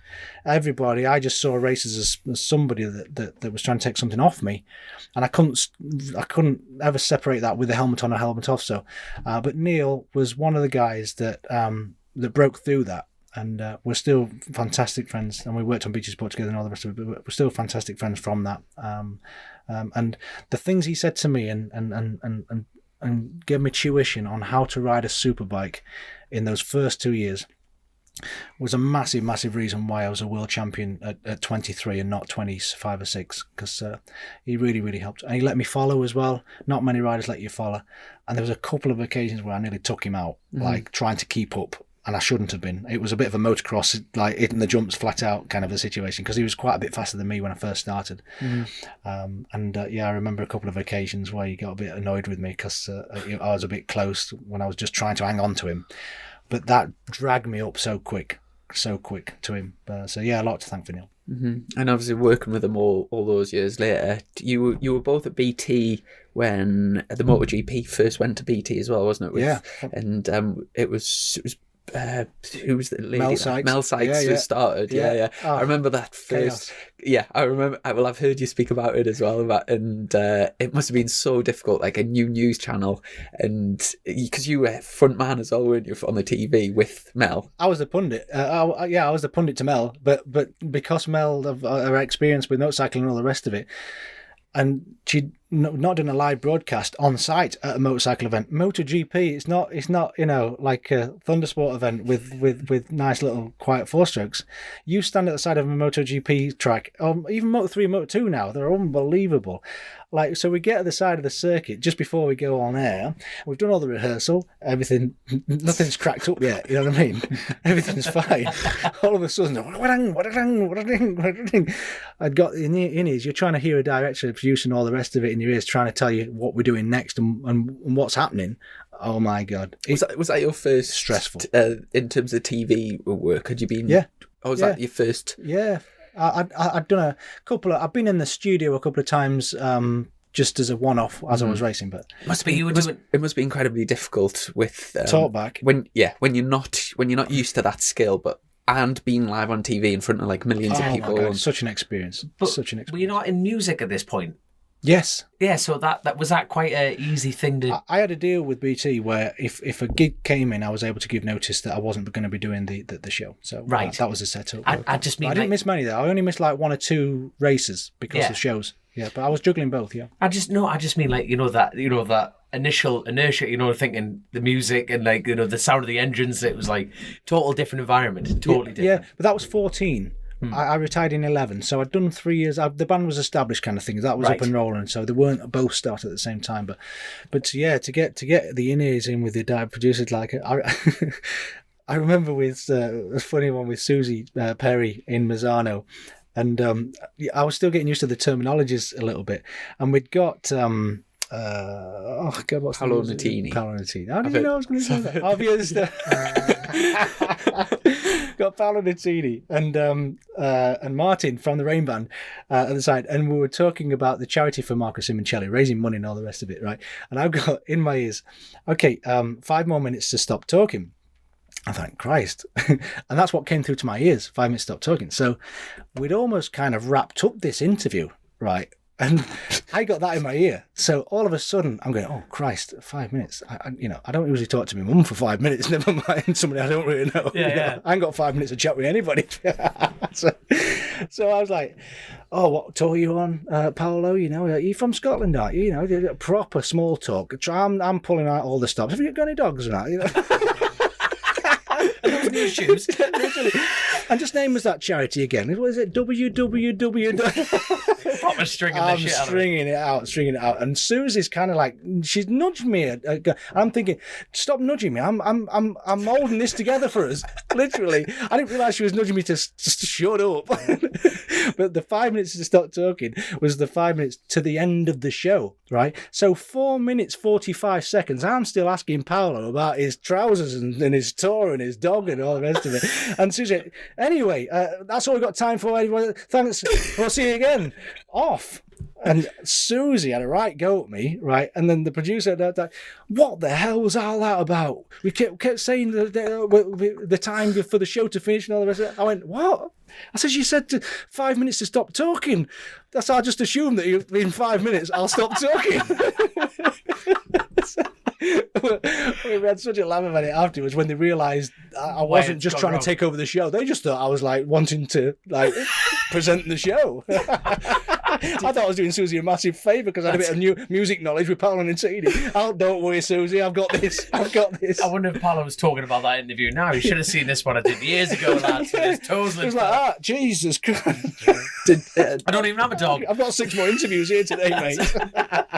Do you enjoy all the TV work and sort of obviously you've got a lot of knowledge about the sport and a lot of inside information. Do you enjoy sort of broadcasting that to the fans at home? I do now. I always did kind of think it was always difficult for a long time to be at the track and not ride or race. So it took having to finish racing with an injury. It's like it was very, very similar to a bereavement, right? And I've noticed over the years with bereavements, give me 8 or 10 years and I straighten out again, right? But it's a good 8 to 10 years before that dies down, to where the fog clears and you can do things normally again that don't remind you or twist a knife in, you know. So it has taken a decade from finishing racing to be in a paddock, talk about it, and actually enjoy it, just without doing it. Mm-hmm. Well, one thing I've noticed recently, and I guess it must be so difficult commentating on a sport where you kind of, the people involved and you're sort of friends with a lot of people. It's difficult to be impartial and like speak your mind. So because for example, if I was speaking about like say even on this podcast we talk about BSB and stuff, but like most of the BSB riders are kind of like my mates or like I would speak to. So in the back of your mind you don't want to be, it's a difficult one because you want to give your honest opinions and be credible to the people who are listening, but you also, if you really think somebody's like cocked up, you want to give them the benefit of the doubt, whatever. And it's one thing I think, well, I appreciate it, and I'm sure a lot of people at home appreciate it, is you're very honest with your commentary, and you really, like, out of all the commentators, I would say you probably call a spade, like... It's the piano lesson bully days, you know what's been like from if you get bullied as a kid, it comes out at some point. We're really peeling back the layers on this show, aren't we? That's it. But like it just comes out. He's getting it. He's getting it today. It's in a devil. That would look like a clean move. No, it was not. No, but I do because I can. I feel. With the credentials I've got. Yeah. Right. Yeah, damn right. I've ridden for Ducati, I've ridden for Yamaha, I've ridden for Honda, I've ridden for BMW in the Superbike Championship. I won with 2 manufacturers, and most of the team personnel are the people that I've worked with, and I know how they work, I know how they do things, and I know who they are and what they're about. Mm-hmm. And if I can see a certain decision that's made on the track or off the track in a certain way, that I can see a career going in a certain path and all the rest of it, then I have a lot more foresight of what the outcomes could possibly be because of my experiences, and because of that, I can say it how it is a little bit. I mean, I hope I give my opinion straight, and it's I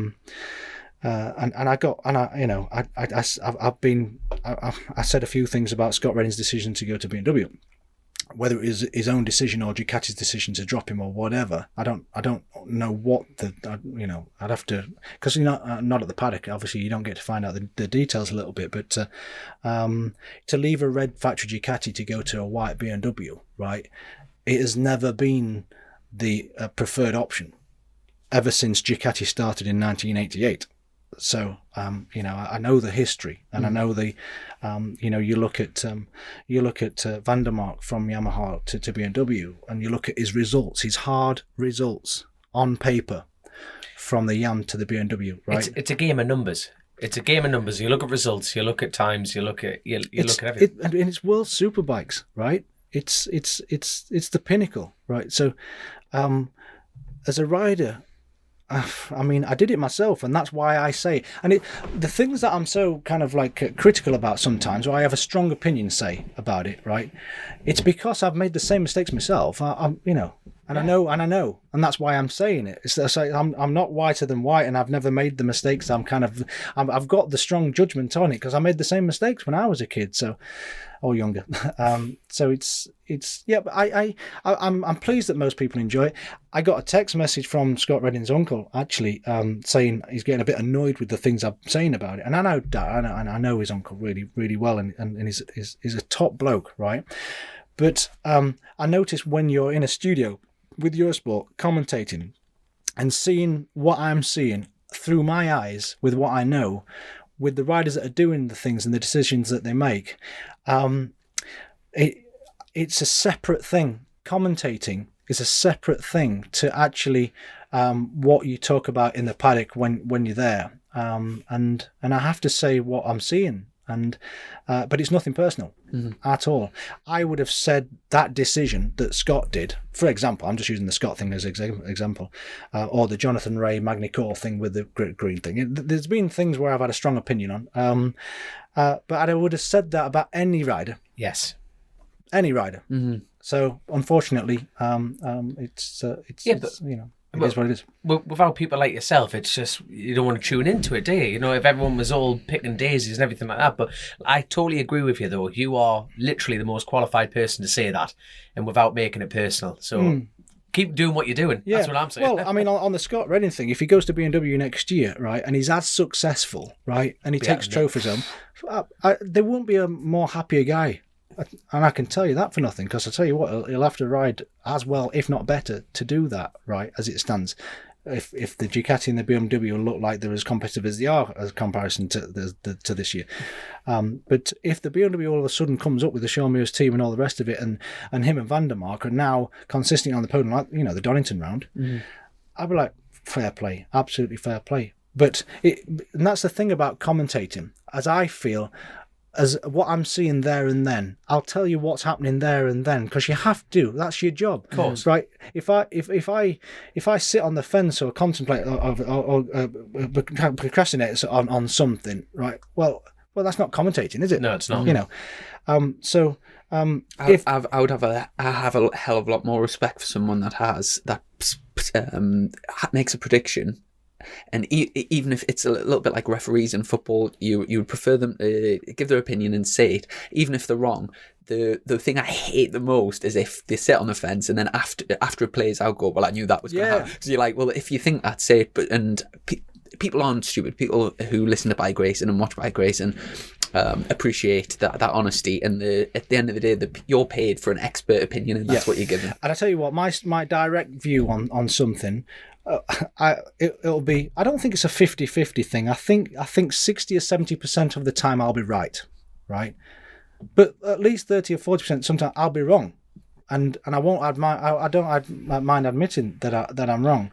But I would give myself about a 60% win ratio on my opinion about how something's going to pan out in World Superbikes. Can you think of the biggest sort of misjudgment that you've made? Yeah, Scott Redding cycling from Spain to Portugal, and I said that's an absolute risk, and I stand by it.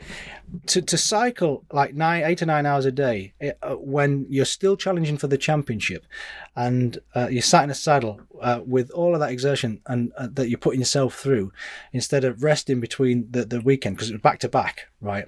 I said that definitely wasn't the thing to be doing, because if he went out and crashed in race 1, I know Ducati, I know Serafino, I've known him for years, right? It'd be because he shouldn't have cycled.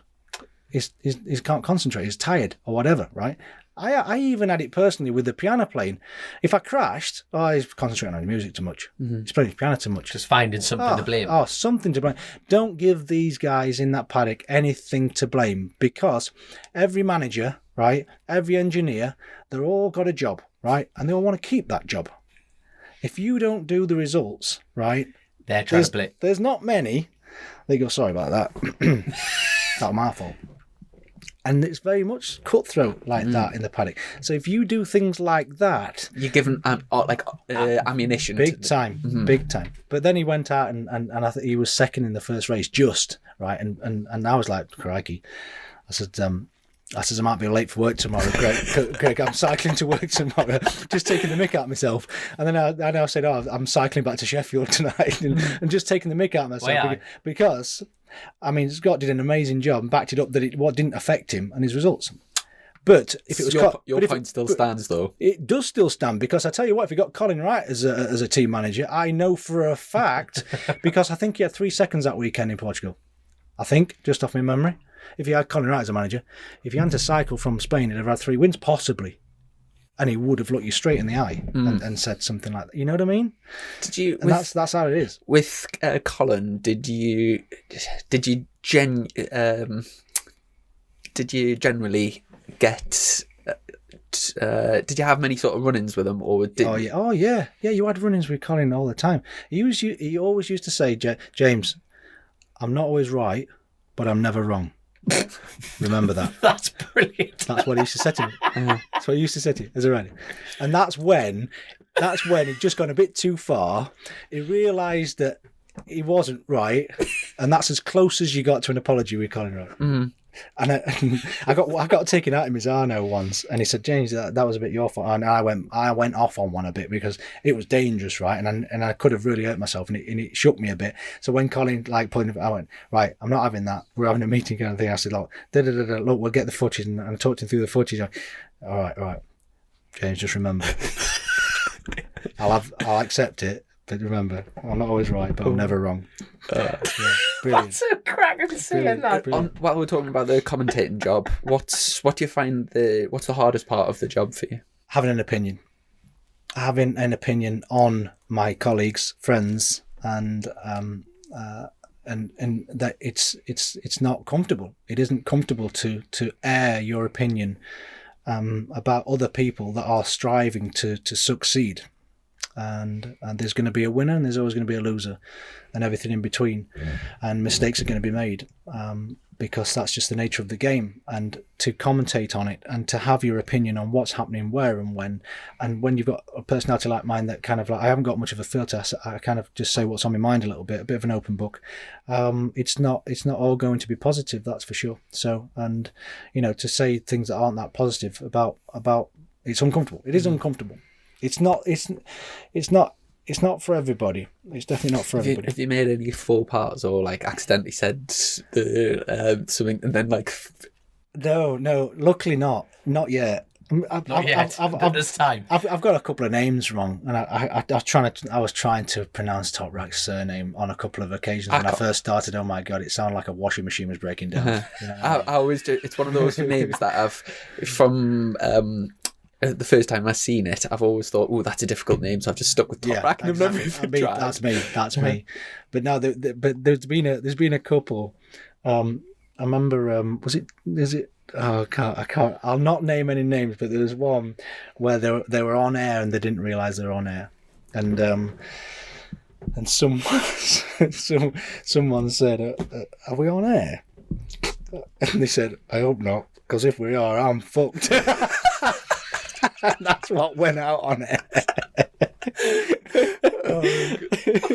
Like that as well. And then all of a sudden you got your producer in your ear. You're on it, James. You're on it. I hope not. I was having fucked. That's what he came out on. And there was. Please tell me that's on YouTube somewhere. That's got to be, isn't it? Oh God. I mean, I shouldn't be saying this because this is like commentating on the racing. This is like having an opinion on my new teammates, isn't it? Like I remember someone getting gang raped into turn 1. Fantastic. And I'll leave you to find out who said that one. Honestly. Yeah, That's terrible. Yeah, I think this particular rider got overtaken by a couple of people down the straight in the slipstream into thing, and all of a sudden that was his opinion. That was his opinion on it.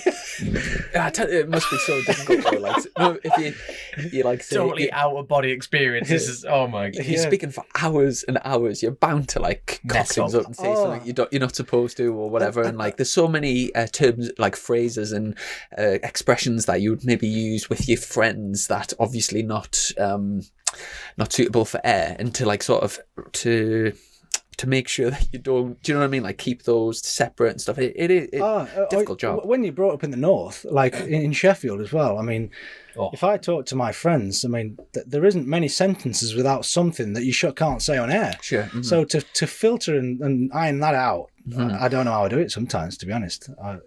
And I've moved back up north like a few years ago, and it's been a disaster for the nerves. I have to have a deep breath and go give one of them proper reset. And, oh god, because just my normal lingo up here. It's filth. It's proper, son. Filth, proper filth. Proper filth, son. I like it. Anyway, we got up to, so you had your 2 years with GSE, 13th in the first year, 7th in the next year, and then you moved to it was the other Ducati team, wasn't it? No, I had 3 years with GSE. Oh, did you have the with Chris Walker in 2003? Right. So okay. 2 years with Neil, 1 year with Chris Walker. I finished third that year. Won the piano in Toseland, Germany. That is a beautiful piano, by the way. Yeah, thank you. HM Plant, John and Kath, the sponsors of the team, the excavator company in Newcastle. Mm-hmm. Yeah, they are where you boys are from, and they said if you win a race for us, because they'd never won a World Superbike race we were a semi-factory team and the factory team was obviously a bit stronger. So, and Oschersleben, Germany, 2003, all of a sudden, we got these Japanese Dunlops instead of the European ones, and I've never ridden on something so sticky in all my life. And put it in second place, which was unusual on the front row for us at that time. And then I rode around the first and realised that the win was on. And John had always said, if you win a race for me, I'll buy the piano of your dreams. And it was broadcast by Susie Perry and BBC that year. They knew about this offer from John because we'd all had a meal. And John had said, look, if he wins, we're going to buy him a piano, because everybody knew how passionate I was about playing. So came across the line first. Neil Hodgson and Chris Walker were all full British podium. I'd spoilt Neil's day. I'm surprised we are still mates, because that was for the record consecutive victories, for 10 victories on the trot, and I spoilt it for him. So he's forgiven me that. So and I got a full Grand 9 Steinway, and the BBC. It was the BBC then, and they covered it. They went to the shop in Steinway in London, and walked in. They had 4 handmade, obviously, or four in the shop. They take your pick, and incredible. And it cost me a fortune though, because I tried to change the deal with John and Kath, because I had a 1-bedroom flat in Rotherham at the time, and I couldn't fit the piano in. So I said, if I buy the piano, John, will you buy me a house so I could fit the piano? He wasn't up for it. I'll buy you a shipping container. We'll just put it in that. It took me about 18 months to be able to afford a house for them to bring me the piano. Bloody hell. Yeah. I tell you what a hell of a front room that is. You know, when you're like, oh, lads, go and have a look, and walk in. I'm about to put my hand on the piano. I went, how much is that worth? You went, 130 grand. I'll just take my hand away. No, that one wasn't. That is now. That's what they are roughly now. But my God, you can see it though. BBC got a deal. But I tell you what, not much of it. It was a bloody expensive bonus, I tell you. Yeah. And for our listeners, another music fact: Elton John only plays Yamaha pianos. There's another thing I've learned this evening. Well, it was from watching that the Elton John DVD in the hospitality where John realised that it was such a passion for me, and just a lovely, lovely couple, lovely people, and I bet it's lovely. Especially, like say through lockdown and through, you're talking about like an escape. It must be really, like, I don't play a musical instrument. I really wish I did, but it must be so nice to just like sort of escape into the room and just get sort of, it's almost like a form of meditation, really, isn't it? Like being fully focused on, like, it's a hell of a skill. It was perfect. It was perfect, and because who I was and how I was and how intense it was because of the history that it came from. It was just always intense. I was always wanting and needing to win and succeed because of all of the frustration. Do you know, if I could go, I was actually saying this about what would you say to your 15-year-old again? And I really wish I could have had a racing career that I could have had a mentality that was just with his dad, that just enjoyed it and went through the ranks like that. Because I had a whole career of all my career was with anger, and I'm certain that's why I was so successful at it. But I don't think I enjoyed it as much as I possibly could have done because of it. You know, it was just a tool to take my anger out on and frustration out on, and I wish it wasn't.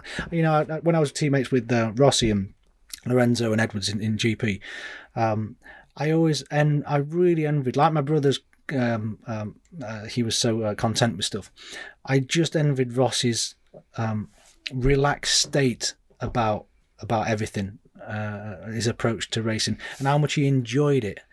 And his dad was there. Obviously, he's famous as well. But it was like I watched him, Rossi and his dad, on a few occasions on some event, and I was like, oh God, I wish I could approach my racing like that.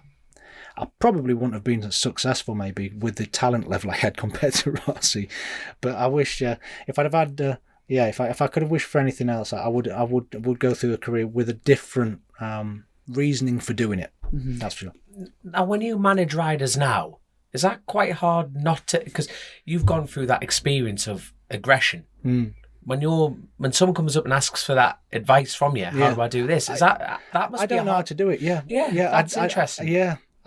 Exactly that. It's like, you don't need to have gone through what I went through, and light that bonfire inside you because of that. Yes. To be successful, you don't. But the problem is if a rider come to me and said, James, I've just lost my dad and I'm a bit on my own, I just need a bit of support. Like, I would connect to that kid so much, right? And I'd know what was going on and why he was doing stuff and what it was all about. But if I'd just got like a lad and a dad, happy just enjoying it, it would be a much more difficult kind of approach on how do I then manipulate who he is to more of how I did it, because I wouldn't want to do that. Yeah, exactly. Yeah. So it's dynamics. Yeah. Your mental approach to something is an individual thing, and I think it should be kept that way. Mm-hmm. I'll teach you your technique. I'll teach you organisation. I'll teach you your how to prepare, your fitness, and how to approach your weekend, and how to segregate everything: Friday, Saturday, Sunday. What session have we got? We've got 45 minutes, so we're going to be coming in 3 times, possibly 2 if everything's okay, and really organising that structure out to find the consistency. And when everything's organised, you have less to think about, so you can concentrate more on the job. Mm-hmm. I can do that with anybody and any kid, and I did it with Danny Webb, and he really enjoyed that and all the rest of it. But as far as if someone said, I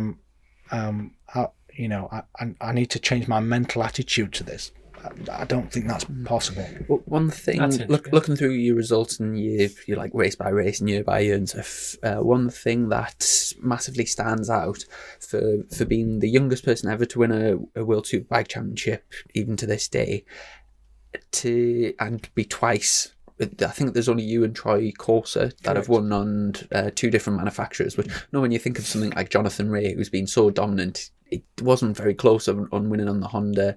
That you can think of lots of examples that people have clicked with a manufacturer, but to do it on 2 manufacturers is incredibly impressive. But in that whole time, there's 2 things that stand out. One of them is at the end of this. So, like for example, when you first won the championship in 2004, how at the end of the season, when you're in a championship battle, and it becomes really like the pressure's massive at the end of the championship. That didn't seem to, if anything, the result that finished that season was like unbelievably strong. So I know you mentioned earlier about the sort of the weight that you had on the shoulders was nothing, like having the world championship at stake was nothing compared to what you already had. And you can kind of see that, you know, your mental strength towards the end of the season must have been in a very strong position. Yeah.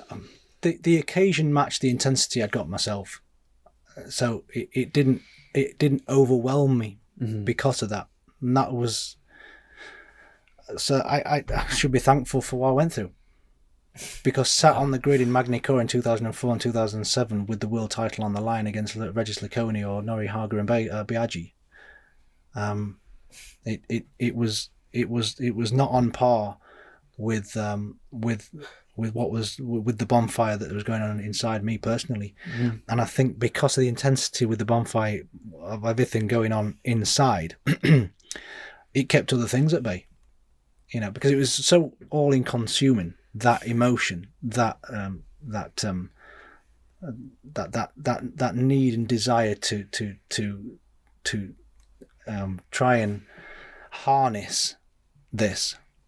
I didn't think about Bayliss or Laconi that day, right? It was just me and the bike and the team. And that's why I brought it across the line twice to complete that and win the championship, because it was only 2 points, I think, in 1 year in 2007 and I think 6 or something in the first. So it was high intensity. I mean, to be honest, you know, on Saturday night, I was like, a bit bummed, what you like, you know. Yeah. But when it came to putting the leathers on, walking in the garage, like... if I can honestly say, if Mike Tyson was in the garage, I would have put a set of gloves on, right? If I had to get through him to get that trophy, and I can hand on heart say that, even if it was possibly going to really damage me, which he probably wouldn't have won it. I'm glad you mentioned that, because Mike Tyson's outside. Mike, that was when I was too young to know the better. But yeah, I would, yeah, and wow. It was that approach, and it, you know, you can come unstuck with it. I tell you, you know, with that amount of with that approach to life, because there's a severe lack of self-preservation that goes with it, right? Yeah. You know, if I don't think I've ever said this. For many years, I used to listen to "Who Wants to Live Forever" by Queen before I went out of the motorhome. That was serious. That is heavy, that. Yeah. Yeah, for about 5-6 years I said. I don't think I've ever mentioned that, actually, ever. And I've mentioned most things, obviously, you can tell that, but yeah, and that was selfish because you know, I wasn't considering my family or mum or whatever if anything did happen, but I would have put it all on the line. And I think you could tell that with the riding. Luckily, I was aggressive on the track, but I never once took anybody out. I clipped a few people, just at elbows and like normal stuff, but I never took anybody out, luckily. And I'm pleased I didn't, because I wouldn't have given a shit if I did. I would have done with the consequences, but in that moment, with how much I wanted to beat somebody, I would have done anything. Yeah, you know, that kind of level. Totally understand. Yeah. And I remember when you first went to MotoGP, there was like a few of them weren't really happy with like Stoner, and there was a few that were like complaining a little bit. Yeah, but you know what that was down to? That was down to tyres. You know, I'd been on Pirellis since 2004 in Superbike, and Pirelli tyres. You put Pirelli tyres on, you do one sighting lap, then the next lap you can do a qualifying lap. Right, they get to temperature so fast, right, so fast that you're straight on it. And if you don't get a good lap time within 3 laps, they go off. So you've got to go out the box and pin it, and you could, because they were unbelievable about getting to temperature and staying to temperature, right? So then I went on the Michelins in 2008 and 9, and Bridgestones in 9, because it's Michelin's 08 and Bridgestones. And then all of a sudden they take 3-4 laps to even get to temperature before you can push. So I had a couple of massive crashes in pre-season testing because I was still on Pirellis, and I was winding it on on the first couple of laps, and I was sky high on a few crashes, massive crashes, just because the Michelins and the Bridgestones, the characteristics of them on the first few laps was so. But when I went to the hotter countries like Qatar, the first race and all the rest of it, there was just enough temperature for me to just get away with it. So I was going from like 6 and that, and I was up at the front like on the first lap because everybody's warming tyres up, and I'm on Pirellis still, and I got away with it a few times. But because of that, the speed difference I had on the first couple of laps. And then it made sense to me because you remember when Biaggi came to Superbikes from Grand Prix? I'm not kidding. I went round the outside of him on the first lap because he went from Michelin's to Pirellis. So on the first lap on Pirellis, Biaggi was shit slow, like unbelievably slow. And then he came back again. Once he was up to speed. But the fear inside you on a Michelin and Bridgestone trying to get the temperature before you can wind it on fully, compared to the Pirelli, that's my excuse anyway. I'm sticking to it. Good man. But no, it was a massive thing though. That. And so after winning the championship with Ducati, and then your next championship was 3 years later, 2007. In fact, I see pictures all the time of, when you did the double at Brands Hatch and on the 10 Carter bike. Do you say 10 Carter or 10K? Oh, 10K? I do both. Yeah. Whatever country and mood I'm feeling there. That must have been a hell of a thing to double at the British. Oh, amazing! My only ever double as well, and that's a poor show, to be honest, with all the years I had and the good bikes that I rode. I was actually going to say another thing that sort of stands out for a twice world champion.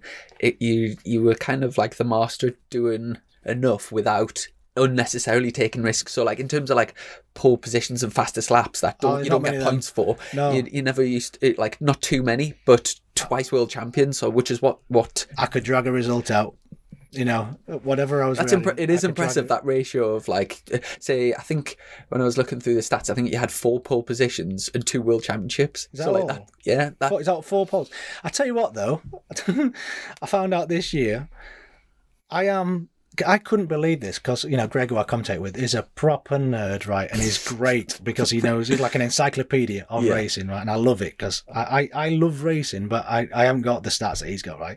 And he said, anyway, I do realise, JT, you're the last guy to qualify in pole position here at Magny-Cours. This is this year. I went, for Ducati. I'm the last person for Ducati to qualify pole. That was my first ever pole position, 1 of 4, obviously. 2003. Wow. Like, you would not have put money on that, would you? Mm-hmm.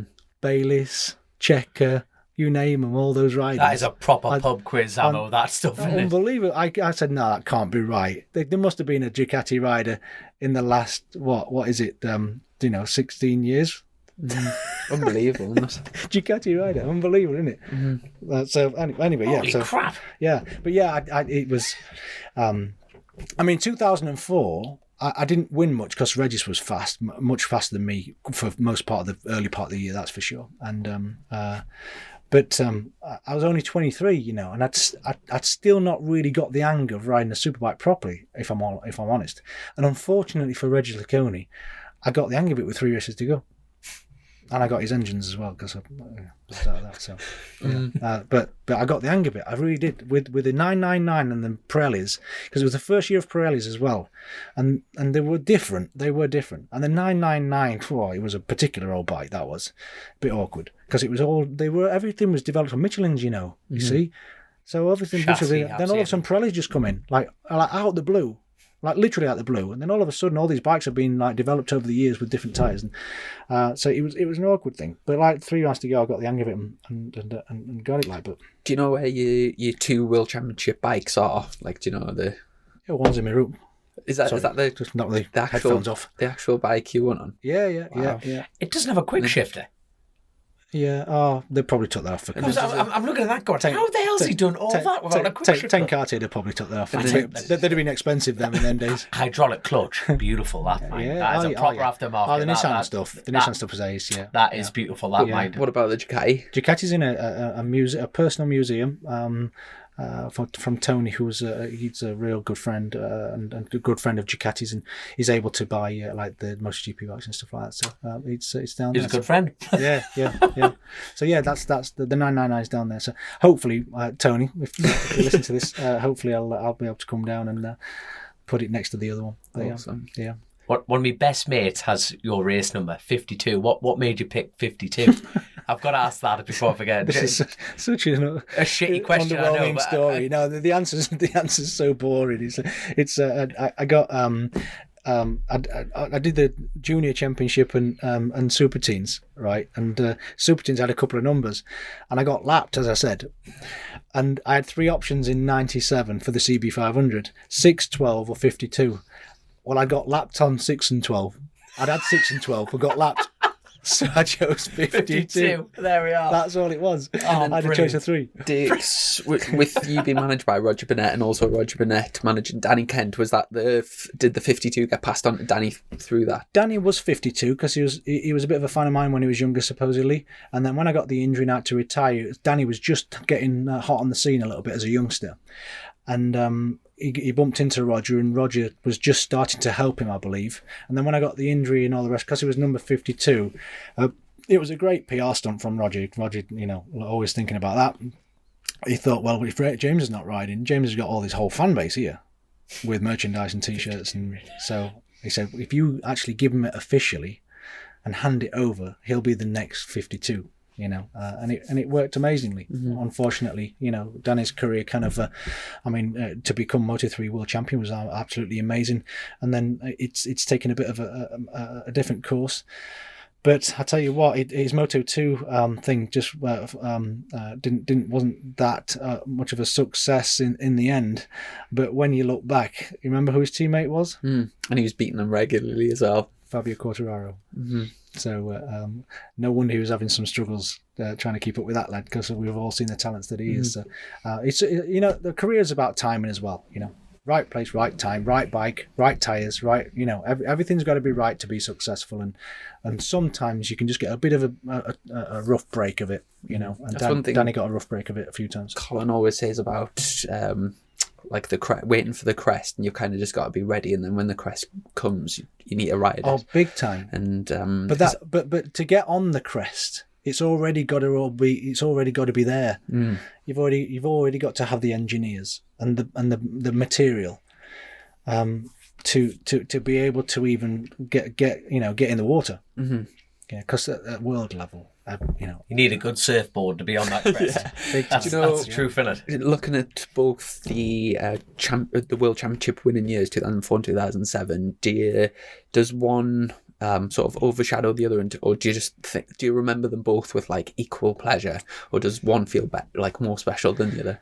The first one was really emotional because I'd done it. That's the only thing I wanted to do, was to become a world champion at motorcycling, and I realised without Ken there and my grandfather, who was always a massive supporter, I lost him within 6 months of Ken, and he was a big father figure, obviously. So it was without those two figures there, and my mum was there all upset, my brother was there upset, and everything was amazing, but there was a massive part of me going, oh, what was it? What's it for? What's all that? What's all the celebration for? Without them being here to see it, that they started it, So that was, and also it was very muted as well, because it was me and Laconi at the last race in France with all his family and friends there. He was 5 points in the lead going into the last race. Imagine. Mm-hmm. He's never won the World Championship since, and that was his only opportunity in life. You didn't know that at the time. But he lost it. I mean, the difference of his life from that day on compared to what mine was is always going to be the world champion. You can't underestimate just the profile thing, never mind anything else. Mm-hmm. And he was so gracious with it, and his family were. But they couldn't have been a massive party, obviously, because we got one off the garage absolutely devastated, and one not. So, and it was the only time for the Ducati factory team that they got both riders going for the championship in the last race, which was unusual. You wouldn't have said that, all the years with the Bayliss and Zaus and Hodgson and Zaus and all this. So it was a tricky one for the team, that one. And because of all that situation going round, it was a particular celebration, shall we say. 2017 Carty with the Dutch lads. Made up for it. Winning as underdogs in a satellite team, oh my God, we weren't supposed to be beating Bayliss on a factory Ducati and Biaggi and all the rest of it, and it's and Haga. So that made up for it in bucket loads, because when you're not really supposed to, and you're an underdog, and you get that credit, then that was a party. Yeah, that was a party. But so 2004 will stick with pride within me for the achievement that I achieved from the circumstances that they were from. 2007 was more of a celebration for the skills I'd accumulated before that, and celebrated because of it. If I was able to separate them. Amazing. And then your MotoGP, because you did have an opportunity to go at MotoGP in 2007, didn't you, with Pramac? Yeah. Sort of stayed in World Superbikes, won the championship, and then with Tech 3, back then with Cal Crutchlow teammate, was he, or the first year? In MotoGP? Yeah. Edwards. No, Edwards, sorry, yeah. And it was when I came back to Superbike, it was Cal. Yes. Yep. And Edwards, it was me and Edwards in Tech 12. When you first stepped in, like you mentioned before, Qatar, it massively came on the seat. Were you front row first race? Second, yeah. I was pole position to the last lap. Wow. Bloody Lorenzo tipped me. And how was Spanish shit? How was your time? I mean, looking back, it was a bit of a difficult time to be in MotoGP with that bike. It was pretty slow, the Tech 3 bike on there, and like there was the whole tyre thing. And do you look back on the years of MotoGP with fond memories, or like what's, if you had to sort of describe it? I'd got Jorge Lorenzo and Colin Edwards on the front row with me, and behind me was Valentino Rossi. Well, you know, as a young kid at 9-year-old starting trials riding in Kiverton Park in Sheffield, it honestly doesn't matter now. I did that, you know, and I can say that, and that's it really. That's what it's about. You know, it's about applying yourself, dedicating yourself to something. If you've got some natural talent and you've got opportunities, and okay, you know, some things were difficult personally, but I wasn't. I was given opportunities and I took them massively. I don't think I was the most talented rider. I think I think my enthusiasm and my determination made up for a few things, for a few areas. But those two MotoGP years, we had the slowest bikes on the grid for those 2 years. The Tech 12 Yamahas, unfortunately, because the 800s were on the way out because the 1000cc's were going to come back, and so and I was on Michelin's the first year, and then Bridgestone's the second year. So I had two new. Different things to learn. I had 7 or 8 new tracks I'd never been to, and if you can imagine going out at the end of pit lane against Valentino and all the rest of the boys on a track that you don't even know the first corner's right or left, and by the time Saturday afternoon comes you've got to be within half a second, it ain't an easy gig, you know, on the slowest bike. So my heart will always want to have done better, but even if I'd have won the MotoGP championship, my heart would have wanted to have done better. It's a curse. So that's how I cope with life. Of the things I do in life that I think I should have done better. and I could have done that in superbikes in areas. I could have been a 3 or 4 times champion in superbikes. And I could have definitely done better in MotoGP on a faster bike, definitely. But if my auntie had bollocks, she'd be my uncle. Not them. And remind us, what year was it that, do you know when you were on BBC Sports Personality and you played the piano, what year was that? That was after the 07 season with 10 car team. Right, because I remember... That was dodgy as hell. Was it? Well, I went down on my race bike on a Perspex stage with no front brake, because I can't remember that someone left out the front pads or something. So I just, in fact, no, Was it? No, sorry, no rear brake, right? So I'd only got front brake on a Perspex stage. That was why it was dodgy. And it was like that. And like you're looking down, you've got Paula Radcliffe and Johnny... They're insured for millions. Like Usain Bolt and, Roger Federer all on the front row kind of thing, and you're kind of rolling I'm down. amazed that in terms of health and safety and the way things are, I'm amazed that allowed that to happen. Well, we did the rehearsal without pyrotechnics because it was a one-time wonder. We couldn't do that. So I was on behind the big double doors in the arena. I think it was Liverpool. And double doors opened, down the stage, stop on the cross, wave to the crowd. But, right, it was a bit technical because I'm thinking, right, I've got no rear brake. I ain't going to try and find neutral on the way down, right? So which hand do I wave with? Because if I'm taking my right hand off and keeping it in first, like, I've got no brake, obviously. So literally, I've got my hand on the clutch. If you watch, my foot is dug in, dragging like that. I was like that. I nearly got cramp in my thigh. I was pushing down that hard, thinking if this jumps now, I'm Flintstoning the shit out of it. But where it all got nervous was, right, cue pyrotechnics. All the smoke starts. We think I couldn't even see the door. I can't see the door.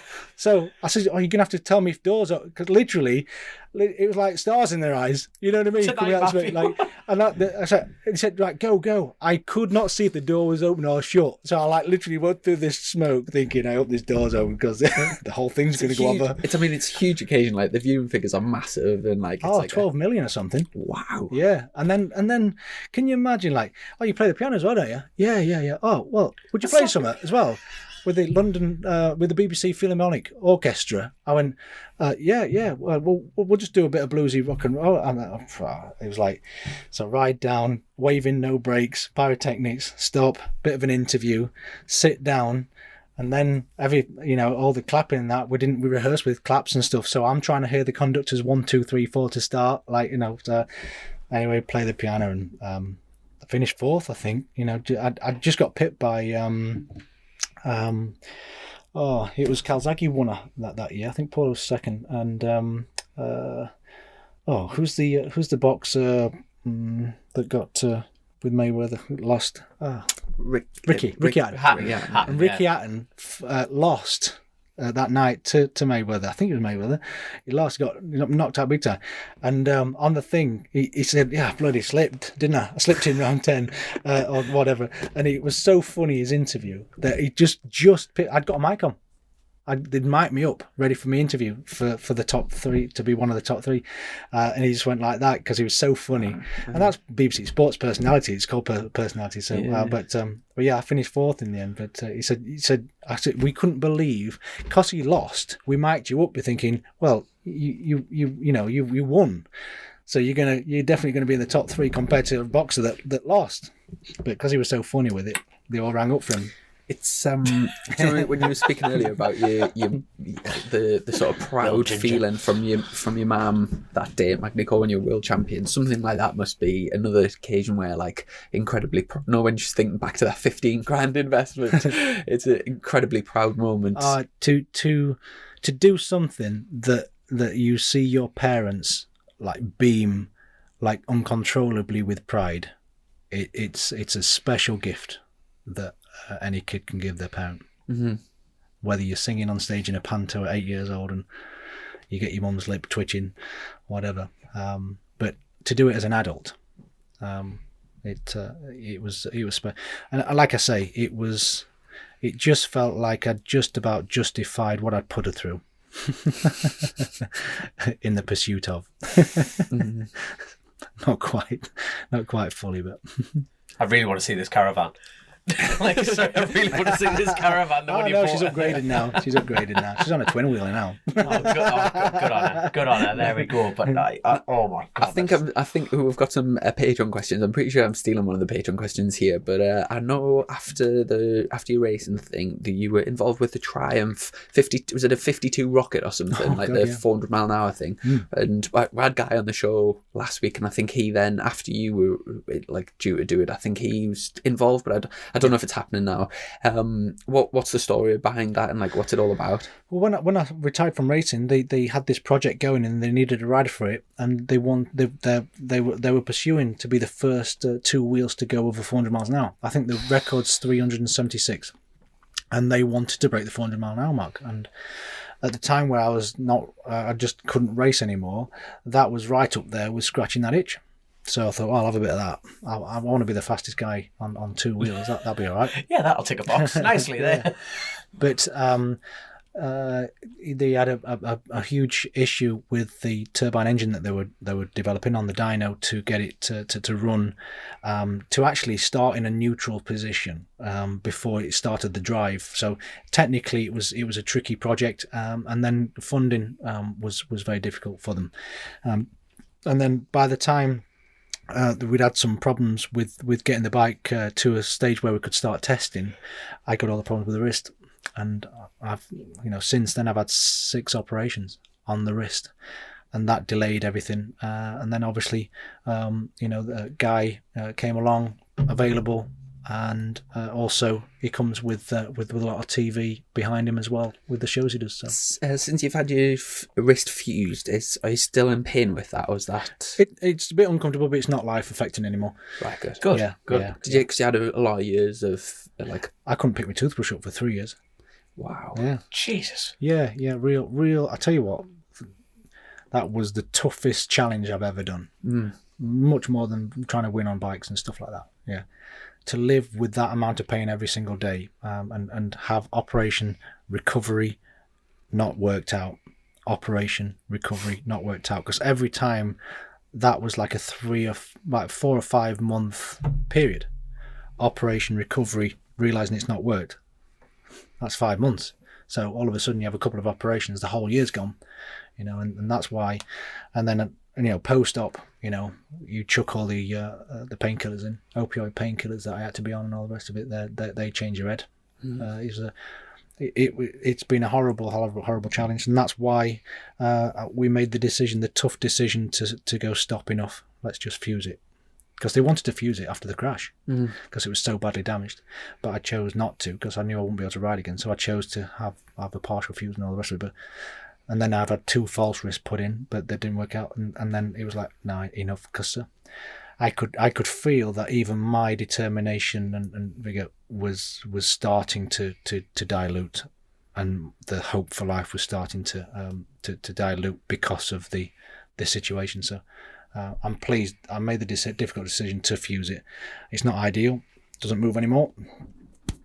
So don't go that way, don't go that way, don't go that way, or so. But because it doesn't move, it doesn't hurt so much. Yeah. Yeah. So what you like with piano then? I have to lift the hand off instead of, because the piano is the right and left when you glide over the notes, where the bike's obviously up and down. Yeah. So I have to lift to then put it in the next place when I'm playing. So I have to actually play more accurately now. I have to play better to play at the same level. But luckily I can play well enough to enjoy it. That's the whole thing. Yeah. If you can do something that you can still enjoy, then you keep on doing it. Yeah. Would it be possible to? Do you know if you could have a throttle on your left hand side? Would it be possible to ride a bike? It would, but I tell you what, it wasn't just the up and down for the throttle. Do you know what one of the major problems was I didn't have that ulnar radiation for that. Right. So because it didn't bend, when I went into right-handers, I couldn't, and my body kept going over the arm. Yeah. Because I couldn't have that angle. And that angle is so strong on the handlebar, because it locks everything in the triangle position. And when you can't bend that wrist into that, all your body does is go over the top of it, and your shoulder just rolls over. Just impossible. So that was more of an issue for riding fast than it was actually to control the throttle. Yeah. There we are. Move and clip on. Not very safe, but I think that's the future for you. Just get a clip on that moves on you. Couldn't even be a problem. Under the jet skis. So yeah, that's food for thought for later on. So in terms of sort of hobbies and sports right now in your life, what with your wrist injury, what can you do now? Not much. I can't play golf. I never used to play golf that much, but I went to the driving range, and that's impossible. In fact, there's the works due for my brother's bowling night, and I'm gonna go. I think it's in a couple of weeks, and I'm gonna go see if I can do that. I'm not sure if that'll work out. I might even straighten my game up. I was going to say, is there anything that's improved? Yeah, I love that. Imagine, Brilliant, a pool. yeah, I might get disqualified because I got an advantage. this time next year, you'll be on the telly.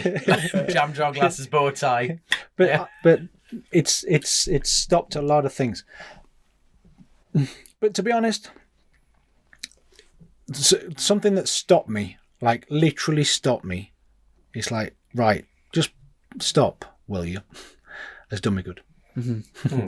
I think if I had only had an injury that I could still carry on, my bonfire would still be absolutely raging. This has gone, stop, right? Stop the bikes. Stop this thing you've been on. Stop this anger fest of frustration. Just stop and just enjoy the simple things in life, you know. And age gives you that naturally. All right. As soon as you get to like 40, boys, you'll realise that it's not, life's sometimes not about the things that you think are going to make it happy and going to fulfil your life. You realise that you know, it's other things, not the things you think it is. So and the wrist stopping me from doing it all has forced me to reset a bit. Like sort of find enjoyment elsewhere. I'll never do that. I'll never be able to do that. I will have to live for the rest of my life with a curse, with not having. Do you know what? I think I live a life of an ex-drug addict. You know, yeah, it's the same thing. I'll always be addicted to racing. I'll always be addicted to riding motorcycles at 200 miles an hour for what those emotions gave me. The endorphins that kicked off, I'll never be able to do again. But I'll always have to live with not having it. Yeah. Have you ever tried skydiving? Yes. Boring as hell. Really? Do you know what? I did that literally about 2 or 3 weeks after I retired from racing, right?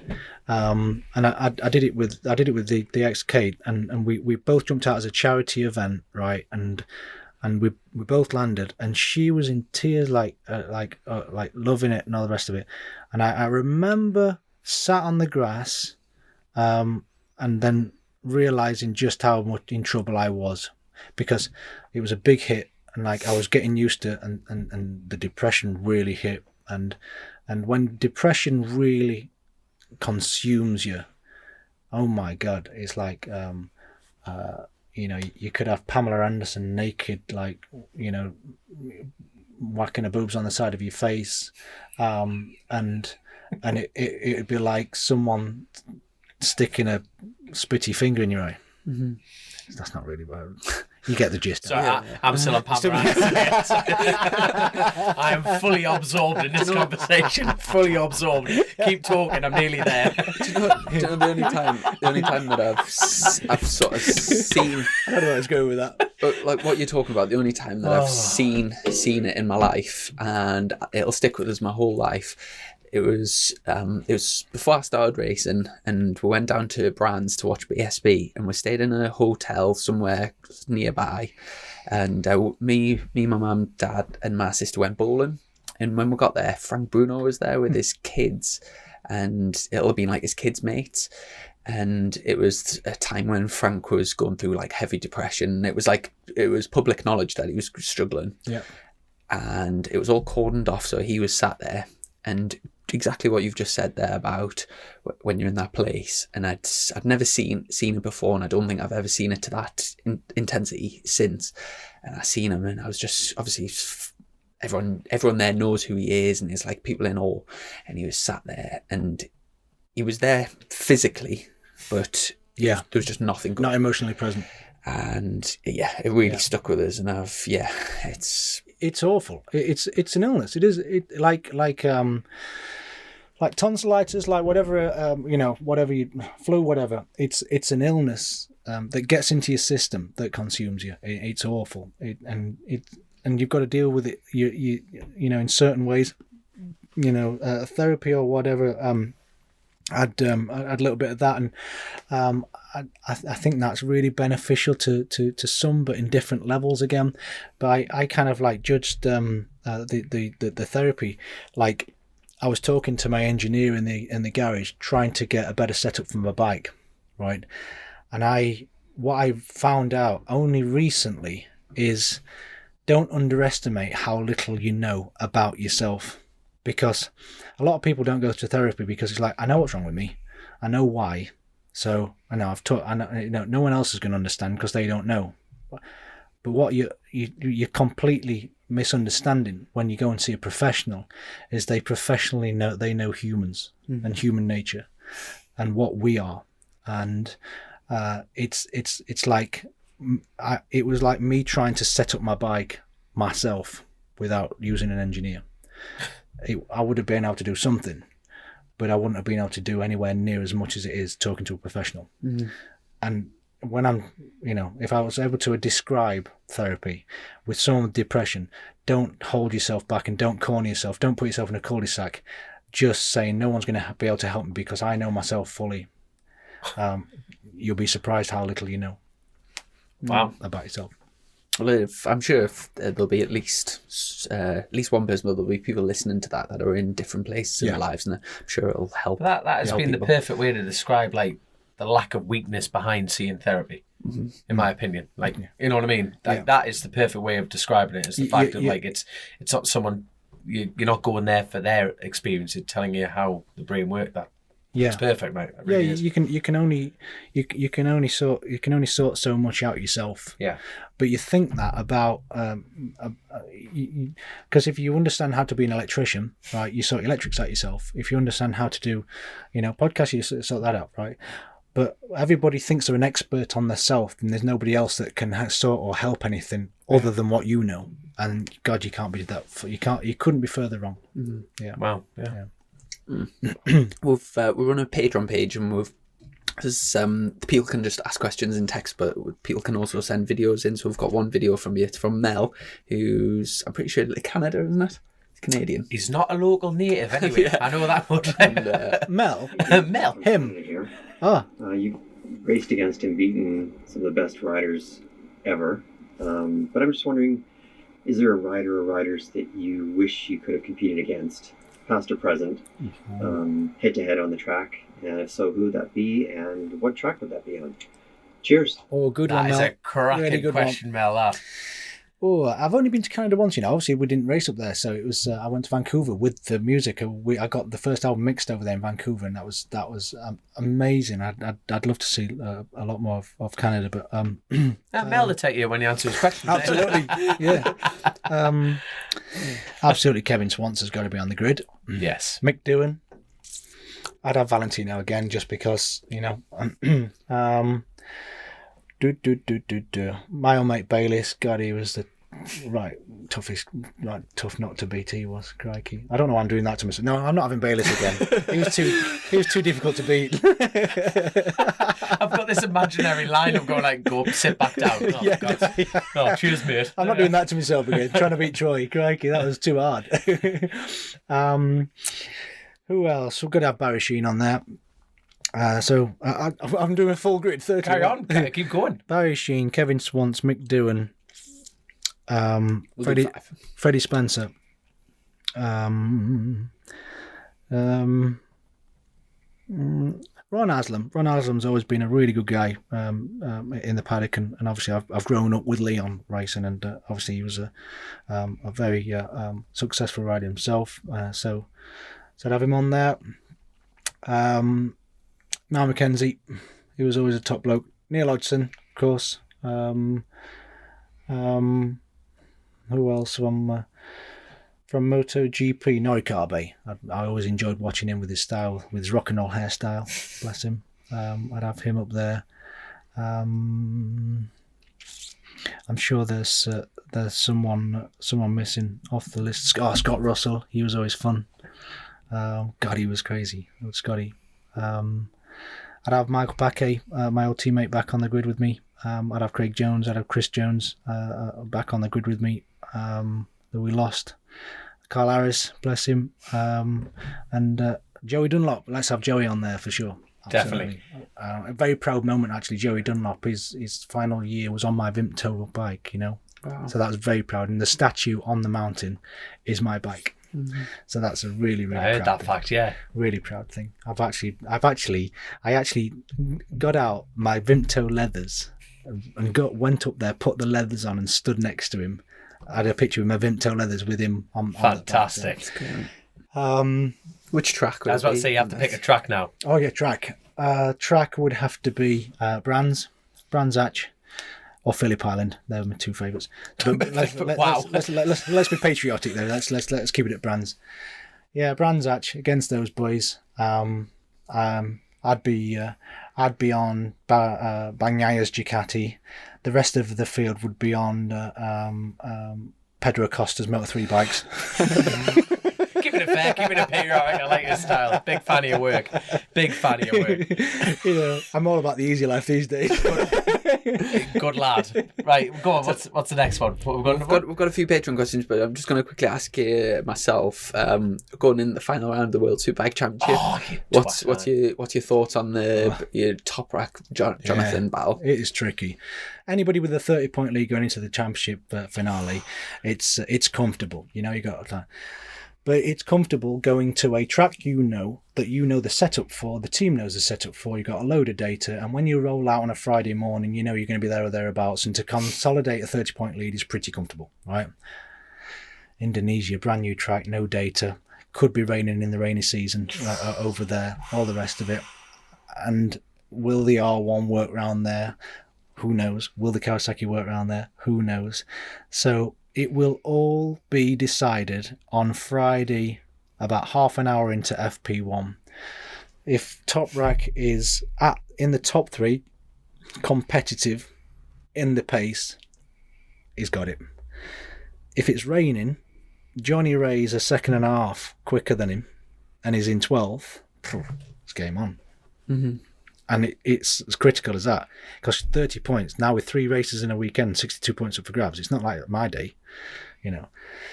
I mean, 50 to 62 doesn't sound much, but 30-point lead in the wet in the first race on a track you don't know, the corners you don't know, the apexes you don't know, the curbs, the damp patches, the puddles. Because if it rains in Indonesia, it rains. So lie in water, and how on the bike, lads, how little of a mistake you need to make in the rain for it to be a big issue, right?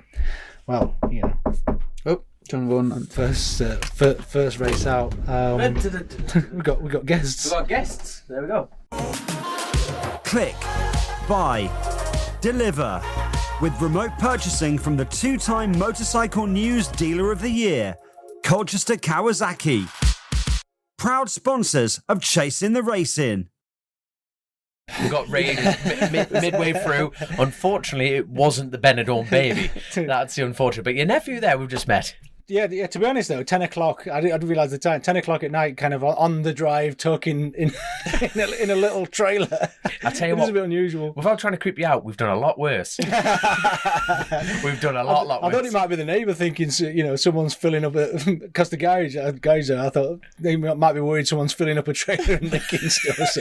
Well, we've got time. We've got time. There we go. So yeah, I was about to say, remember them nights like where I live, it's like in an enclosed estate type of thing, and like me and Dom would go into the say this 10 o'clock at night, and then sometimes Zoe Byrne, who writes the UK Club Sport magazine, she sometimes comes on with us, and we've said before, I wonder what the neighbours think when me, Dom and Zoe walk out at 11:30 at night. It does a great dodge. The heat's been full bore, the sweat's running off the brows.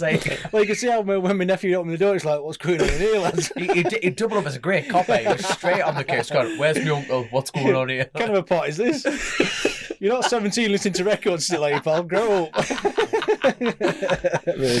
We're trying to blend this into the next edit. That's gone out the window. It's cut and take. Let's go to the next question straight off the bat. Yeah, a few Patreon questions. We've got Liam Evans. What are the biggest challenges you face as a team manager? So I presume, because you did that for a few years, didn't you? With just the one. Is it just the 1 year with WRP with Danny Webb? Yeah, really? Super Sport. Yeah. Did you enjoy that? Yeah, loved it. A lot of work because I realised that it was managing but coordinating really.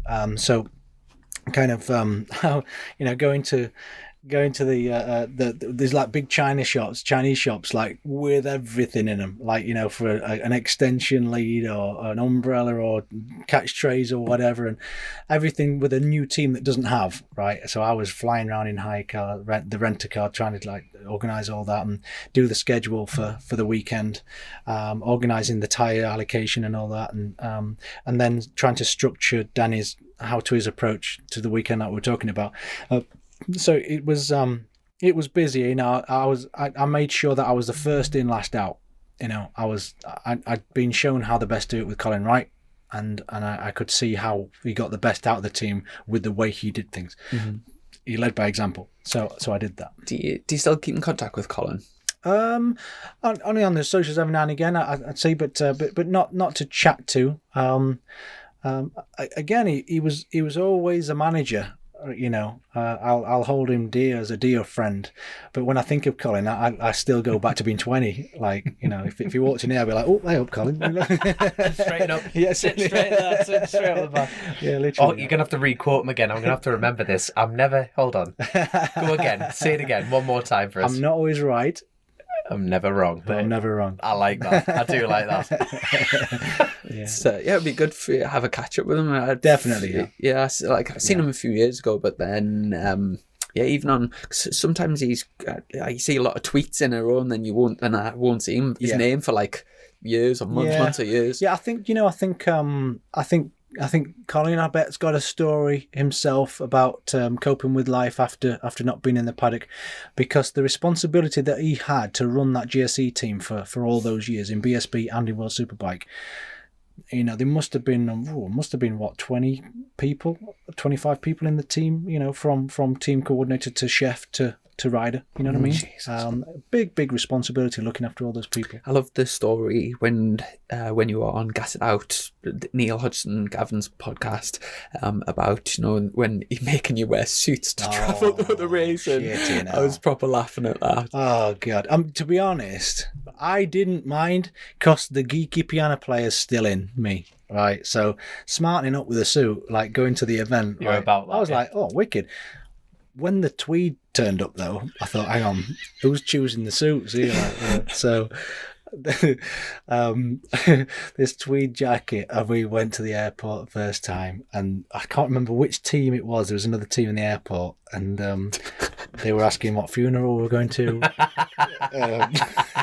Who's passed away? Oh, sorry, who's passed away? Like, you know, taking the piss. And they said, oh, a GC cricket team's turned up. You know, oh god, and it didn't work out like we thought it was on paper. You know, one of them, you know, a bit like if you're Only Fools and Horses fan, it was literally like turning up as Batman and Robin into the paddock with a suit on. Literally, same reaction. Outstanding. Great. We've got Jessie Mortimer. Who do you think is the most overrated rider in World Superbikes? That's a difficult one. Crikey. She knows what my opinion's like. It's a man, Jessie. Yeah. Weird ones, you know. Overrated rider. Oh, God. Shall I say? Let me have a think. I'm having to have a think, actually, because they're all class, you know what I mean? Yeah. So there isn't someone that springs to mind. I'm thinking the same thing, and I'm trying to think of somebody, and I personally can't think of one. Overrated. You see? Or how about, we'll do overrated as well, but is there anyone that you think's underrated? A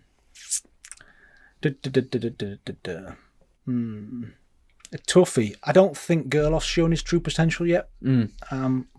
With the first couple of years and the shenanigans that he's had adapting to the new riders and new way of riding, new tracks and that. So I think we're yet to see the best of him. Overrated rider. That's a tricky one, because that is offensive, isn't it? you are massively. Damn it! You figured out the trap. In your job as well, you're massively putting yourself out by naming someone, because if they then go out and do it's a proper difficult question. I honestly, hand on heart, can't think of somebody. Yeah. So it'd have to be down to the individual on how much he rates himself in the mirror. There we are. And I'm not sure whose that is, because that's a private thing, isn't it?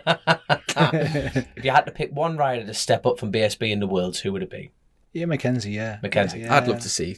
Absolutely, Someone from because Worlds. there's not many under the 30. You know, when you look at the ages, And when you look at MotoGP, the I think average Taz is age, 25. Yeah, yeah, and then you've got the youngsters. There's you've got the 30 to 35s, right? Are too old and done that too long and haven't made the jump for whatever reason. You've only got Mackenzie in that mid-age group, really, with the potential to make that jump at the minute. Then you've got your 19-year-olds, 20-year-olds, like your Skinners and your Ryan Vickers and Danny Kent's still, what is he, 24? I think Danny's old. I think he's about 27. Oh, is he? Oh, is he above Mackenzie? Oh, yeah, he's definitely old. Anyway, so it's there's not many at the right age to do it. I bet you sometime, do you know when you see like a 21-year-old now, I bet there's a part of you that sees like a child and thinks, I can't believe I was riding a World Superbike at that age. Yeah, I do a little bit. I do, because obviously we've just been watching Pedro Acosta at 17 and the amazing rookie season that he's had, and I think, wow, and then you think, no, actually I was doing the same.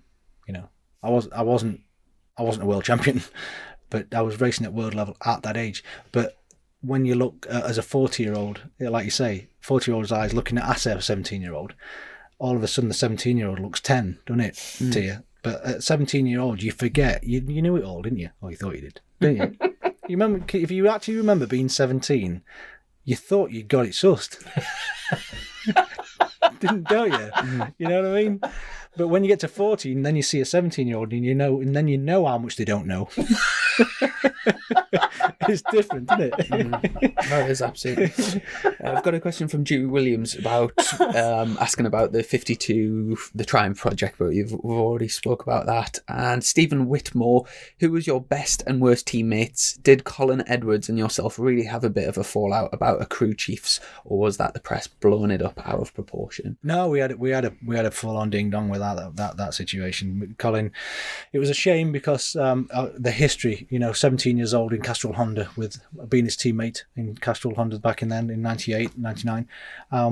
It was a shame that scenario arose halfway through 2008. Colin's chief engineer started talking to me in the paddock and in the hospitality about saying that my chief engineer is not doing the right things, and if he'd done that, if you do it this way and doing this way, you get better results and all the rest of it. And I connected because Guy Coulon was a French guy, didn't speak English very well, and I didn't really have a rapport with him like I had with my previous engineers. And Colin's engineer took an interest, and he said, look, for next year, I don't want to work with Colin anymore. I'll either be working with you if you like, or I'm going to move teams. So I said to Hervé, look, I said, I'm struggling here with a relationship with Guy, and Gary's offered his services, but what would be the situation? So Hervé just said, well, if Gary wants to tell Colin, then we'll do it if you want, no problem, because Guy was doing other things in the team anyway, because he was one of the hierarchy, so, and he underestimated the reaction Colin had about it all,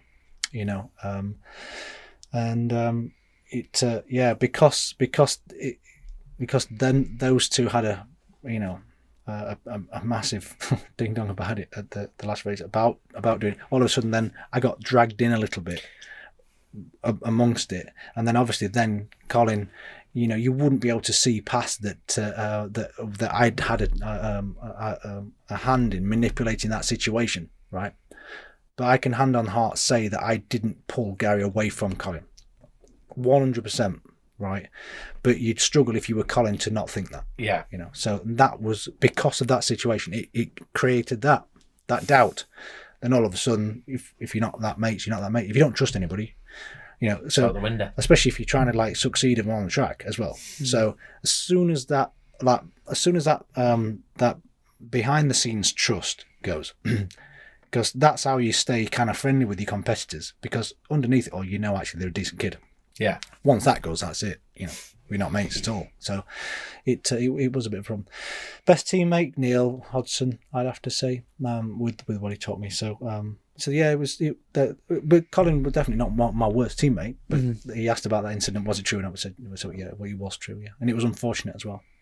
But I actually went to Colin's Moto, knocked on the door, went in, we had a beer together. I explained it, and I did that face to face with him too. And then from that point on, then if you step up and you know, you try and sort it out, it's okay.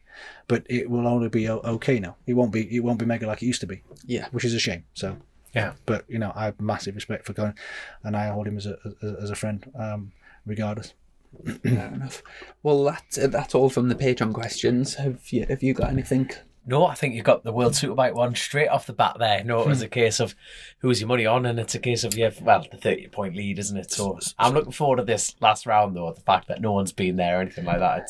Are you looking forward to commentating on it? I'm not, because I only commentate on the ones that clashed this year with BSB and World Superbikes. That's why I needed and because BSB didn't start till June because of the crowds, they were all crammed in, and they clashed a lot with Worlds, so that's why they needed an extra pair of hands this year with me. Got you. So just push your way in, man. Get the elbows out. No. The bonfire's still there. It's always been Whit and Greg, and so because it was discussed, you know, who do you pick for the last one? And I said stick to what it was originally, because me and Whit are such good friends. We go back years, decades, and so. So it was just the right thing to do. Just stick to it how it was, and I'm going to be in the studio with brilliant. him, so. And in terms of plans going forward, so for like next season, is it just the commentating at the moment, or have you got anything else in the pipeline? No, Eurosport's not rang up to see what my availability is next year yet. So I've got a couple of songs going on. After doing the sort of team manager role for a while, is that something that or like the mentoring side of things, is that something that you have an interest in going back to? Or I do team managing again, but for a team that was well set up, well funded. Right. Because going to the Chinese shops to pick up all the stuff, running around the paddock for to pick up all the lunches, settle the table out, get the lunches sorted out. Go up to race control, get the transponder, just all of everything. those, all of those little things that keep the glue together, right? I was running around like nothing else. But if it was for an established team, and I was there just to be first in, last out, and to be like a figurehead to set an example, I feel like I could be a good influence on a team, but who knows? I'm pretty open. Since retiring from racing, I've been pretty lucky. I've been able to do what I like to do, you know, with everything. So I'm going to try and just keep on doing that. Try and do a bit more music and whatever else comes. I think. It all depends on if Eurosport are able to go on site again with the COVID situation. I think if Eurosport are able to go on site again, then they'll need the two teams for on site in World Superbikes and on site in British Superbikes. But while you can't go on site, everything's just in a studio. So while it's in a studio, you can have the same guys doing Worlds and BSB. Yes, So that's the I think once Eurosport know if it's just going to be in the studio or on site, then they'll pick the team. So yeah. Well, if at any point you want to tick the crowd surfing off the bucket list, just let us know where you're playing. Me and Dom will be in the front row ready to catch you, and we'll promise we'll 100% catch with a bed sheet just in case. But it's text. Love it. It's on. Yeah, appreciate that, lads. Appreciate it. I like it. Even if we're supporting music as well. Just bring the sheet. Cheers, lads. Not a bother. I love live music. So if you're ever playing, especially anywhere in the north of England, please let us know, and I'll be there. I like a good big into.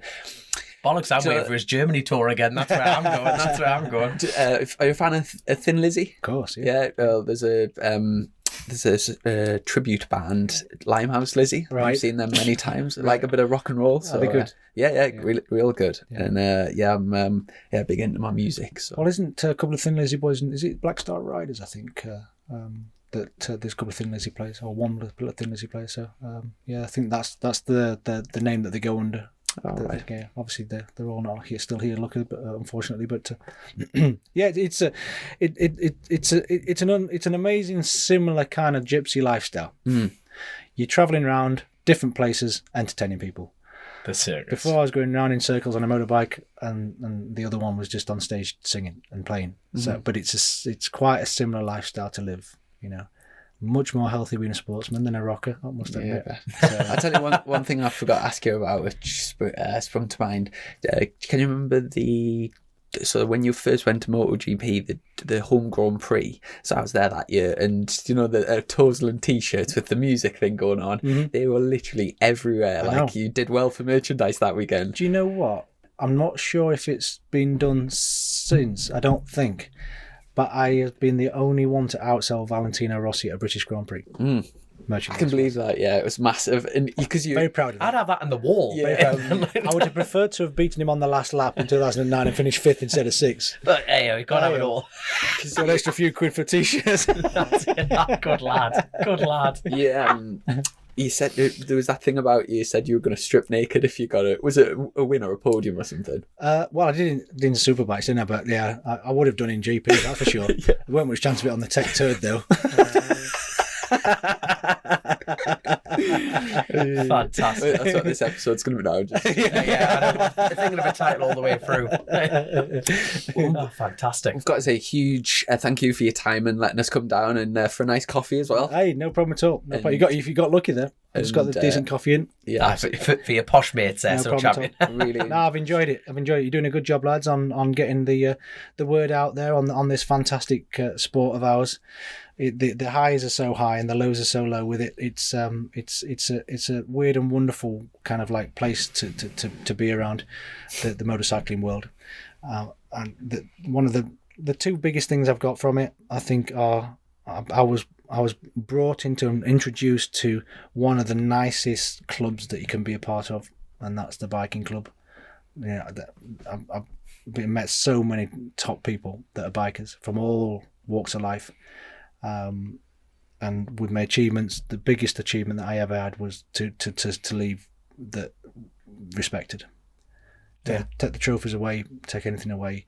I felt like I was respected, and I think if you can go through life and do life and approach life to where you're respected from people, no matter what your actual achievement is, whether you're 1st or 10th. Don't be disappointed if you don't achieve what you want to achieve. The biggest thing is just your approach to it, and the respect that you get from it is the biggest reward. So, yeah.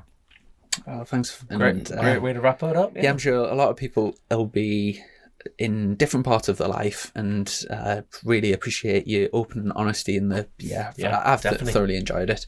And I also must say a quick shout out and a thank you to Aidan Robinson who from ITRM who put us in touch. Shout out to Aidan. Oh yes, best physio in town. Is it? Chiropractor. Don't call him a physio. Don't call him a physio. No. As soon as I said that, I thought, not chiropractor either, is he? Is he not? I thought it was. No, he's a chiropractor, but do not call him a physio. He's a big, powerful man that you do not call a physio. No, come on, we need the right terminology here because he's an angry Viking right now. Listen to this. Absolutely. Aid, I'm sorry. Are you seeing him before me, or have I don't know. I don't want to go first. That's what I want to know. He's a professional. If you got any aches and pains and troubles, he puts people back on their feet, literally. Only so with his superb work that he does, he helped me a lot on my wrist operations throughout, and there's not much you can do for this particular one now it's fixed. Maybe get a hammer on it, bend it for calling a physio. Straight off the bat. But now he's great, isn't he? I think most of the motorcycle world goes and sees him with this stuff. So yes, cheers Aidan for this. Enjoyed it. Sat on my driveway until 10 at night. The neighbours would be gossiping. The neighbours would be gossiping, but there we go. Big thank you to our patrons and massive thank you to our sponsor Colchester Kawasaki. Thanks very much for your time and look forward to catching up soon. Cheers guys. Cheers. Thank you. Click, buy, deliver with remote purchasing from the 2-time Motorcycle News Dealer of the Year, Colchester Kawasaki. Proud sponsors of Chasing the Racing.